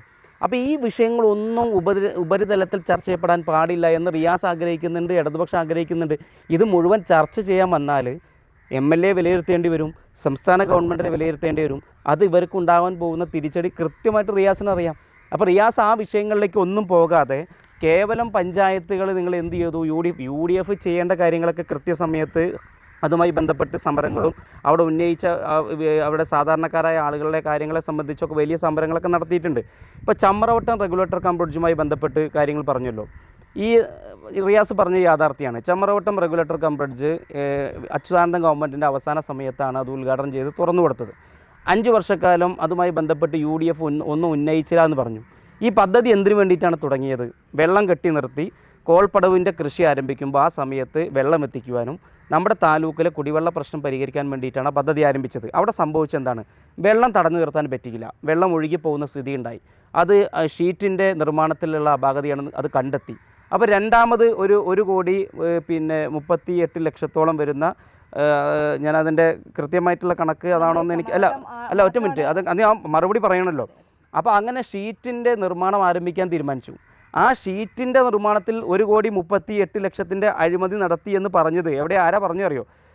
പി നന്ദകുമാർ മലപ്പുറത്ത് നടന്ന ജില്ലാ വികസന സമിതി യോഗത്തിൽ ചമ്രവട്ടം പദ്ധതിയുടെ അഴിമതിയുമായി ബന്ധപ്പെട്ട് ജില്ലാ വികസന സമിതിയിൽ അദ്ദേഹം ഉന്നയിച്ച വിഷയമാണ്. ഒരു MLA ഒരു പദ്ധതിയുമായി ബന്ധപ്പെട്ട് അന്വേഷണം വേണമെന്നും അഴിമതി വേണമെന്നും പറഞ്ഞിട്ട് എന്ത് നിലപാടാണ് അവർ സ്വീകരിച്ചിട്ടുള്ളത്? ഇനി ഇവരുടെ തന്നെ ഓഡിറ്റർ അക്കൗണ്ട് ജനറലിൻ്റെ ഓഡിറ്റർ റിപ്പോർട്ടിലും ഈ അഴിമതി ഉണ്ട്. ഇപ്പോൾ റിയാസിന് എന്താ മറുപടി ഉള്ളത്? ആ പദ്ധതിയുമായി ബന്ധപ്പെട്ട് ഇവർക്ക് എന്തെങ്കിലും ചെയ്യാൻ പറ്റുമോ? അന്വേഷണം നടത്താൻ പറ്റുമോ? കുറ്റക്കാർക്ക് നടപടി എടുത്തോ? വെളിയങ്കോട് പഞ്ചായത്തിൽ നടപ്പാക്കിയ പദ്ധതികളെ കുറിച്ച് കൂടി ഒന്ന് പൂർത്തീകരിച്ച പദ്ധതികളെ അല്ല, വെളിയങ്കോട് പഞ്ചായത്തിനെ സംബന്ധിച്ച് ചെയ്യാൻ പറ്റാവുന്ന തരത്തിലുള്ള വികസന പ്രവർത്തനങ്ങളൊക്കെ ഇവർക്ക് തന്നെ സമരം നടത്തേണ്ട ഏത് സമയത്താണ് വന്നത്? തെരഞ്ഞെടുപ്പ് എടുക്കുന്നതിൻ്റെ 2-3 മാസക്കാലം മുമ്പെയാണ് ഇടതുപക്ഷം അവിടെ ഒരു കൃത്യമായി സമരത്തിലേക്ക് വരേണ്ടി വന്നത്. അതുവരെ ഇടതുപക്ഷത്തിന് അവിടെ സമരമില്ല. തെരഞ്ഞെടുപ്പ് അടുക്കുമ്പോൾ ഭരണസമിതിയെ മോശമാക്കുവാനും ഭരണസമിതിയുടെ അധ്യക്ഷനെ മോശമാക്കാനും വേണ്ടിയിട്ട് ഇവർ കുറേ പ്രചരണം അഴിച്ചു വിട്ടു എന്നുള്ളതൊക്കെ, അതൊക്കെ തെരഞ്ഞെടുപ്പിൽ ജനം മറുപടി കൊടുക്കാൻ നിൽക്കുകയാണ്. അത് കാണാമല്ലോ നമുക്ക്.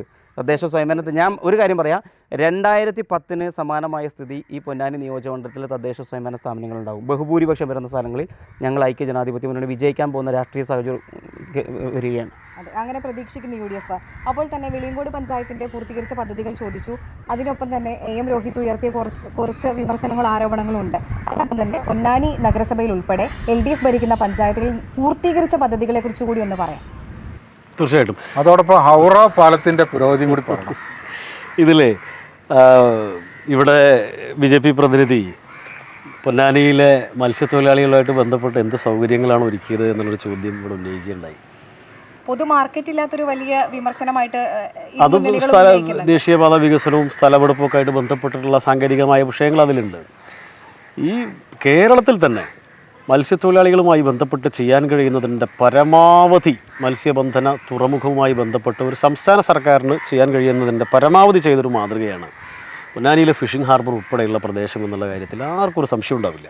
അവിടെ ഒരുക്കിയിട്ടുള്ള സൗകര്യങ്ങൾ, അവിടെ ചെലവഴിച്ചിട്ടുള്ള ഫണ്ട്, അവിടുത്തെ സാങ്കേതിക വിഷയങ്ങളുമായി ബന്ധപ്പെട്ട് നടത്തിയിട്ടുള്ള കാര്യങ്ങളെല്ലാം നമുക്ക് നേരിട്ട് അനുഭവിക്കാവുന്ന കാര്യങ്ങളാണ്. അതിലൊന്നും കൂടുതൽ എന്തെങ്കിലും മറുപടി പറയേണ്ടതുണ്ടെന്ന് എനിക്ക് തോന്നുന്നില്ല. ജനങ്ങളുമായി ബന്ധപ്പെട്ട് നല്ല രീതിയിൽ അറിയാവുന്നൊരു കാര്യമാണ്. കർമ്മയിൽ ഒരു പബ്ലിക് ടോയ്ലറ്റ് ഇല്ല എന്നുള്ളത് BJP പ്രതിനിധി ഇവിടെ പറഞ്ഞത് അദ്ദേഹത്തിൻ്റെ ധാരണക്കുറവായിരിക്കാം എന്ന് ഞാൻ മനസ്സിലാക്കുന്നത്. നമ്മളൊക്കെ ദിവസേന അവിടെ പോകുമ്പോൾ അവിടെ കൃത്യമായിട്ടൊരു കംഫർട്ട് സെൻറ്റർ അവിടെ പ്രവർത്തിക്കുന്നത് അങ്ങ് ശ്രദ്ധിക്കും എന്ന് ഞാൻ മനസ്സിലാക്കുകയാണ്. മറ്റൊന്ന് പോർട്ടുമായിട്ട് ബന്ധപ്പെട്ട് രോഹിത് പറഞ്ഞതാണ്. പോർട്ട് അറിയാം, ഒരു സംസ്ഥാന സർക്കാരിൻ്റെ സാങ്കേതികമോ അതുപോലെ തന്നെ ഭരണപരമായിട്ടുള്ളൊരു വിഷയത്തിൽ മാത്രം ഒതുക്കി അല്ലെങ്കിൽ അതിൽ മാത്രം പരിമിതപ്പെട്ട് കിടക്കുന്നൊരു കാര്യമല്ല.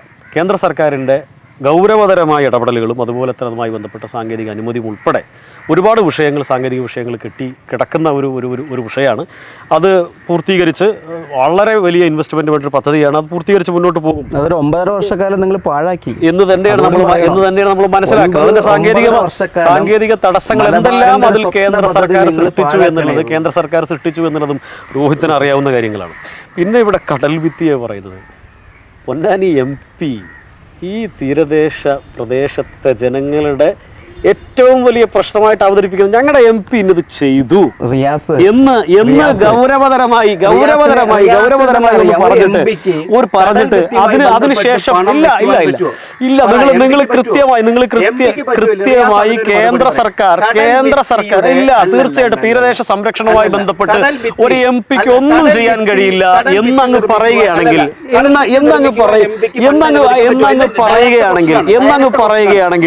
അതുമായി ബന്ധപ്പെട്ട് നമ്മൾ എന്ന് നമുക്ക് മനസ്സിലാക്കാം. അല്ല, ഞാൻ പറയുന്നത് എം പിക്ക് കൃത്യമായ ഇടപെടലുകൾ ഈ വിഷയത്തിൽ തീരദേശ സംരക്ഷണവുമായി ബന്ധപ്പെട്ട് എം പിക്ക് നടത്താൻ മീറ്റിംഗ് നടത്തിയതുകൊണ്ട് എന്ത് കാര്യം? മീറ്റിംഗ് നടത്തിയതുകൊണ്ട് എന്ത് കാര്യം? മീറ്റിംഗ് നടത്തിയോണ്ട് കാര്യമല്ലോ. ഫണ്ട് അനുവദിക്കില്ല. എം പി ലാഡ്സ്, ഞാൻ പറയാം, എം പിയുടെ പ്രാദേശിക വികസന ഫണ്ടിൽ നിന്ന് വെക്കണം എന്നാരെങ്കിലും പറഞ്ഞോ? തീരദേശ സംരക്ഷണവുമായി ബന്ധപ്പെട്ട് കേന്ദ്ര സർക്കാരിനെ ഇടപെടിച്ചുകൊണ്ട് നടത്താൻ കഴിയുന്ന എന്തെല്ലാം പദ്ധതികളുണ്ട്? അത് UPA ഭരിക്കുമ്പോഴില്ല എന്തെങ്കിലും ചെയ്തോ? കോൺഗ്രസ് ഇവിടെ ഭരിക്കുന്ന സമയത്ത് ഞാൻ ചോദിക്കട്ടെ, 2004 മുതൽ 2014 വരെ 10 വർഷം UPAയുടെ ഗവൺമെന്റ് ഇവിടെ ഭരിച്ചിരുന്ന കാലഘട്ടത്തിൽ 2 MP-മാരും കേന്ദ്രമന്ത്രിമാരും ഉണ്ടായിരുന്ന കാലഘട്ടത്തിൽ നിങ്ങൾ എന്ത് ചെയ്തു? കടൽഭിത്തിയുമായി ബന്ധപ്പെട്ടില്ലായിരുന്നു. അന്നത് കേന്ദ്ര സർക്കാരിന്റെ അധികാരത്തിലുണ്ടായിരുന്ന വിഷയമായിരുന്നു. കേന്ദ്ര സർക്കാർ ചെല്ലാനം മോഡൽ പദ്ധതി പ്രഖ്യാപിച്ചിട്ടുണ്ട്. അത് മുന്നോട്ട് പോകും. വലിയ അത് ചെല്ലാനത്ത് നടപ്പിലാക്കിയ ഒരു പദ്ധതിയാണ്. 100% നടപ്പിലാക്കിയ പദ്ധതി. അതുമായി മുന്നോട്ട് പോകും. അതവിടെ നിൽക്കട്ടെ. ഞാൻ അതിൽ മാത്രം കെട്ടിക്കിടക്കാൻ വേണ്ടിയല്ല ഞാൻ അവതരിപ്പിക്കാൻ പോണ വേറൊരു കാര്യം. എനിക്കറിയില്ല, ഞാൻ പറയാൻ പോയ കാര്യം. അതായത് ഒരു സംവാദത്തിന്റെ മുഴുവൻ സമയവും കർമാറോടും ചമ്രവട്ടം പദ്ധതി മാത്രമേ പറയാനുള്ളൂ. അപ്പോഴാണ് ഞാൻ ചോദിച്ചത്, ഇതൊരു സമഗ്രമായ ഒരു നിയമസഭാ പ്രദേശത്തെ ഭരണവുമായി ബന്ധപ്പെട്ട വിഷയങ്ങളല്ലേ? ഇവിടെ നിങ്ങൾ നഗരസഭയ്ക്കെതിരെ വിമർശനം ഉന്നയിക്കുന്നു. ഞാനത് മനസ്സിലാക്കുന്നു.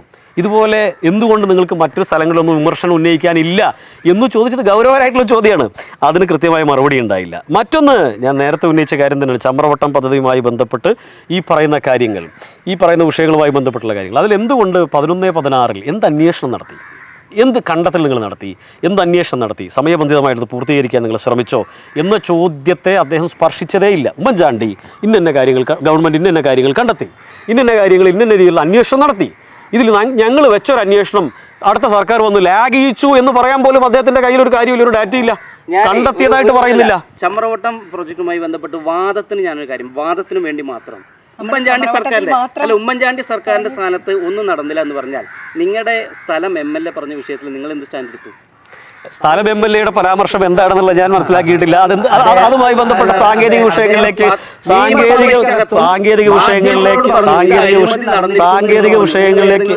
ഞാൻ നിങ്ങളോട് ചോദിച്ചു, ഇങ്ങനെ ഒരു അഴിമതി നടത്തിയെങ്കിൽ NK പ്രേമചന്ദ്രൻ ജലസേചന വകുപ്പ് മന്ത്രിയായിരിക്കും നടന്നൊരു വിഷയവുമായി ബന്ധപ്പെട്ട് ഞാൻ ചോദിച്ചു. ആ അഴിമതി നടത്തിയത് NK പ്രേമചന്ദ്രനാണോ ഞാൻ ചോദിക്കുന്നത്. ഒരു കാര്യം പറയാം, MP-യുടെയും MLA-യുടെയും ഈ വികസന കാര്യങ്ങളെ കുറിച്ച് പറഞ്ഞപ്പോൾ ഒരു പ്രധാനപ്പെട്ട ഒരു കാര്യം പറയാൻ പറഞ്ഞു. നമ്മുടെ നാഷണൽ ഹൈവേ 66 കടന്നു പോകുന്നു. ഇപ്പോൾ പല സ്ഥലത്തും ബോർഡ് വെച്ചിട്ടുണ്ട്. MP-യുടെ ഇടപെടൽ കാരണം 3 സ്ഥലത്ത് എന്താ അനുവദിച്ചു? വാസ്തവത്തിൽ ഈ പാത കടന്നു വരുമ്പോൾ എവിടേക്കാണ് അതിന് എന്ത് കൊടുക്കേണ്ടത്, അണ്ടർപാസ് കൊടുക്കേണ്ടതെന്ന് കൈകാര്യം ചെയ്യേണ്ടത് ആദ്യം പൊന്നാനി നഗരസഭയായിരുന്നു. അന്ന് നമ്മുടെ ചെയർമാൻ്റെ പേര് മുഹമ്മദ് കുഞ്ഞി എന്നാണ്.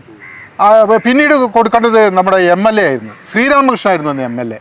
അതുപോലെ തന്നെ പിന്നീട് കൊടുക്കേണ്ടത് ET മുഹമ്മദ് ബഷീറായിരുന്നു, MP അദ്ദേഹമായിരുന്നു. ഈ 3 പേരും അവരുടെ കർത്തവ്യം നിർവഹിക്കാതെ ഇപ്പോൾ വന്നിട്ട് നടക്കാത്ത കാര്യം അവിടെ ഇത് വരണമെങ്കിൽ എന്ത് വേണം? തദ്ദേശ സ്ഥാപനം എന്ത് ചെയ്യണം? സ്ഥലം ഏറ്റെടുത്ത് കൊടുക്കണം. അങ്ങനെ ഏറ്റെടുത്ത് കൊടുത്താൽ മാത്രമേ വരുള്ളൂ. ഇതുമായി ബന്ധപ്പെട്ടിട്ട് ഈ നമ്മുടെ ദേശീയപാതയുടെ അണ്ടർ പാസേജുമായി ബന്ധപ്പെട്ട് കൃത്യമായിട്ട് യോഗം MP കോട്ടയ്ക്കൽ വെച്ച് വിളിച്ചപ്പോൾ അവിടുത്തെ തദ്ദേശ സ്വയംഭരണ സ്ഥാപനങ്ങളാണ് ചൂണ്ടിക്കാണിക്കേണ്ടത് എവിടെയാണ് അണ്ടർ പാസേജ് വേണ്ടതെന്ന്. അത് ചൂണ്ടിക്കാണിക്കുന്നതിൽ പൊന്നാനി നഗരസഭയ്ക്ക് വീഴ്ച സംഭവിച്ചിട്ടുണ്ട്. എന്ത് വീഴ്ചയാണ് സംഭവിച്ചത്? ഒരു കാര്യം ഞാൻ പറയാം. പൊന്നാനി MP എന്ന് പറയുന്നത് AC മുറിക്കകത്ത് ചില്ലുകൂട്ടിലിരിക്കുന്ന മനുഷ്യരല്ല. ഞാൻ ചോദിക്കുന്നതല്ല, അങ്ങനല്ല. പൊന്നാനി MP എന്ന് പറയുന്നത് ദേശീയപാത കടന്നു പോകുന്നത് ചുരുങ്ങിയ തദ്ദേശ സ്ഥാപനങ്ങളിലൂടെ മാത്രമാണ്. കേന്ദ്ര സർക്കാരിന്റെ പദ്ധതി, സംസ്ഥാന സർക്കാരിന്റെ കൃത്യമായിട്ടുള്ള വിഹിതമുണ്ട്. നിങ്ങൾ പറയുന്നത് പൊന്നാനി MP കോട്ടക്കൽ ഇരുന്നിട്ട് പൊന്നാനിയിൽ എവിടെ അണ്ടർപാസ് ചോദിക്കേണ്ട ആളാണോ? ഇവിടെ UDF ഞാൻ ചോദിക്കുന്നത്, നഗരസഭ പറഞ്ഞു കൊടുത്താലേ പൊന്നാനി അതിന്റെ, ഞാൻ ഇപ്പോഴും പറയുന്നില്ല, നഗരസഭ നിരവധി കത്തുകളും ആശയവിനിമയങ്ങളും ഇതുമായി ബന്ധപ്പെട്ട് നടത്തിയിട്ടുണ്ട്. പൊന്നാനിയിലെ MP-ക്ക് പൊന്നാനിയിലെ വിഷയങ്ങൾ അറിയാൻ പൊന്നാനി നഗരസഭ എഴുതി കൊടുക്കണം എന്നാണ് അങ്ങ് പറയുന്നത്. അങ്ങനെയാണോ പറയുന്നത്? എഴുതി കൊടുത്തിരുന്നു എന്നുള്ളത് വേറെ കാര്യം. എല്ലാ ആശയവിനിമയങ്ങളും നടത്തിയിട്ടുണ്ട്. ഇവിടെ പറയാണ്, അത് പറയല്ലേ, അണ്ടർപാസും മലപ്പുറം ജില്ലയുടെ അതിർത്തി തുടങ്ങുന്ന കാലിക്കറ്റ് യൂണിവേഴ്സിറ്റി തൊട്ട് കാപ്രിക്കാട് വരെയുള്ള ഒരുപാട് തദ്ദേശ സ്ഥാപനങ്ങളുണ്ട്. അവിടെയൊന്നും നടക്കാത്ത സമരങ്ങൾ എന്തുകൊണ്ട് പൊന്നാനിയിൽ നടക്കുന്നു വെച്ചാൽ അവിടെ ചെയ്യേണ്ട പണി തദ്ദേശ സ്വയംഭരണ സ്ഥാപനങ്ങൾ ചെയ്തിട്ടുണ്ട്. അവിടെയൊന്നും സമരങ്ങൾ നടന്നില്ല എന്നുള്ളത് രോഹിത്തിന്റെ മിഥ്യാധാരണ മാത്രമാണ്. തദ്ദേശ സ്ഥാപനങ്ങളുമായി ബന്ധപ്പെട്ട്, അണ്ടർ പാസേജുകളുമായി ബന്ധപ്പെട്ട് പൊന്നാനിയിൽ മാത്രമാണ് പ്രതിഷേധം ഉണ്ടായി എന്ന് അങ്ങ് പറയുന്നത് അങ്ങയുടെ മിഥ്യാധാരണയാണ്, ധാരണ പക്ഷമാണ്. പൂർത്തിയാക്കിയ ജനങ്ങൾ പദ്ധതികളെ വിശ്വസിക്കില്ല. കുറിച്ച് ഒന്ന് രണ്ടെണ്ണം കൂടി പറഞ്ഞിട്ട് നമുക്ക് അവസാനിപ്പിക്കാം. പൂർത്തിയാക്കിയ പദ്ധതികൾ നമ്മൾ പറഞ്ഞില്ല, വിട്ടുപോയിട്ടുണ്ട്.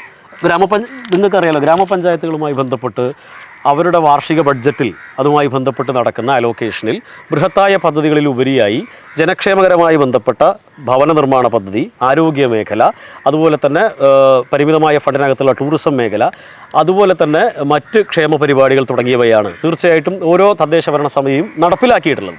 അതിൽ ജലസേചന സംരക്ഷണത്തിൻ്റെ കുളം നിർമ്മാണങ്ങൾ, കർഷകർക്ക് ആവശ്യമായിട്ടുള്ള അവരുടെ കാർഷിക ഉപകരണങ്ങൾ, അതുപോലെ തന്നെ വയോജനങ്ങൾക്ക് ആവശ്യമായിട്ടുള്ള സഹായ സംവിധാനങ്ങൾ, പ്രാഥമികാരോഗ്യ കേന്ദ്രങ്ങളുടെ വികസനം, പ്രാഥമികാരോഗ്യ കേന്ദ്രങ്ങളെ ഫാമിലി ഹെൽത്ത് സെൻ്ററുകളാക്കി ഉയർത്തൽ, അങ്ങനെ തുടങ്ങി ആരോഗ്യ ഉപകേന്ദ്രങ്ങളുടെ നിർമ്മാണം എന്നിവ തുടങ്ങി സമഗ്ര മേഖലകളിലും കൃത്യമായിട്ടുള്ള പദ്ധതികൾ പൂർത്തീകരിക്കുകയും ആവിഷ്കരിക്കുകയും ജനങ്ങളുടെ മുമ്പിൽ ബോധ്യപ്പെടുത്തുകയും ചെയ്തിട്ടുള്ള തദ്ദേശ ഗവൺമെൻറ്റുകളാണ് ഇടതുപക്ഷത്തിൻ്റേത് എന്നാണ് സമഗ്രമായി അതേപ്പറ്റി പറയാനുള്ളത്. തീർച്ചയായും ഇനി നമ്മുടെ തദ്ദേശ തെരഞ്ഞെടുപ്പ് പുരോഗമിക്കുകയാണ്, സ്ഥാനാർത്ഥി നിർണ്ണയങ്ങളൊക്കെ പുരോഗമിക്കുന്നു. ഏത് തരത്തിൽ UDFൻ്റെ ഒരു പ്രചാരണം മുന്നോട്ട് പോകുന്നു? UDF അതിൻ്റെ പ്രാഥമിക തരത്തിലുള്ള തെരഞ്ഞെടുപ്പ് പ്രചരണ പരിപാടികളൊക്കെ ആരംഭിച്ചു. സ്ഥാനാർത്ഥികൾ വന്നു, സ്ഥാനാർത്ഥി പ്രഖ്യാപനം കഴിഞ്ഞു. ഞങ്ങൾ നേരത്തെ സൂചിപ്പിച്ചതുപോലെ പൊന്നാനി നേരിടുന്ന, സംസ്ഥാനം നേരിടുന്ന ജനകീയ വിഷയങ്ങൾ ഉന്നയിച്ചുകൊണ്ട് തന്നെയാണ് ജനങ്ങൾക്കിടയിൽ ഞങ്ങളുടെ ക്യാമ്പയിൻ നടത്തുന്നത്. അതിനുള്ളൊരു വലിയ സ്വീകാര്യത ഞങ്ങൾക്ക് ലഭിക്കുന്നുണ്ട്. എല്ലാ പ്രദേശത്തും ഒരു തദ്ദേശ സ്വയംഭരണ സ്ഥാപനങ്ങളിലാണെങ്കിലും സംസ്ഥാന ഗവൺമെൻറ്റിൽ തന്നെ ഒരു ഭരണമാറ്റം ഉണ്ടാകണമെന്ന് ജനം ആഗ്രഹിക്കുന്നുണ്ട്. അതിനനുസരിച്ചുള്ള ജനവിധി ഈ തെരഞ്ഞെടുപ്പിൽ ഉണ്ടാകുമെന്ന് തന്നെയാണ് ഞങ്ങൾ പ്രതീക്ഷിക്കുന്നത്. NDAയുടെ ഒരു സീറ്റ് എന്തായാലും വർദ്ധിപ്പിക്കാൻ തന്നെയാണല്ലോ NDA ഇവിടെ മുന്നിട്ടിറങ്ങുന്നത്. ഞങ്ങളിപ്പോൾ നിലവിൽ പൊന്നാനി നഗരസഭയിലും നന്നമുക്ക് പഞ്ചായത്തിലും മാത്രമാണ് BJPക്ക് പ്രതിനിധിയുള്ളത്. എല്ലാ പഞ്ചായത്തുകളും പ്രാതിനിധ്യം ഉണ്ടാക്കുകയും പൊന്നാനി നഗരസഭയിലും നന്നമുക്ക് ഗ്രാമപഞ്ചായത്തിലും ഒരു നിർണായക ശക്തിയായും മാറുക എന്നുള്ളതാണ് BJPയുടെ ലക്ഷ്യം. തീർച്ചയായും LDF ഭരണം നിലനിർത്തുക എന്നത് തന്നെയാണല്ലോ ലക്ഷ്യം. ഒരു പഞ്ചായത്തും കൂടെ പിടിച്ചെടുക്കാനുള്ള പ്രവർത്തനങ്ങൾ തീർച്ചയായിട്ടും അഞ്ച് തദ്ദേശ സ്ഥാപനങ്ങളിൽ നിലവിൽ LDF ഭരിക്കുന്നു. അവിടെയെല്ലാം മികച്ച രീതിയിലുള്ള ജനവിധി നേടി അധികാരത്തിലെത്തും. ഈ നിയോജക മണ്ഡലത്തിനകത്ത് UDF ഭരിക്കുന്ന ഒരേ ഒരു തദ്ദേശ സ്ഥാപനമാണുള്ളത്.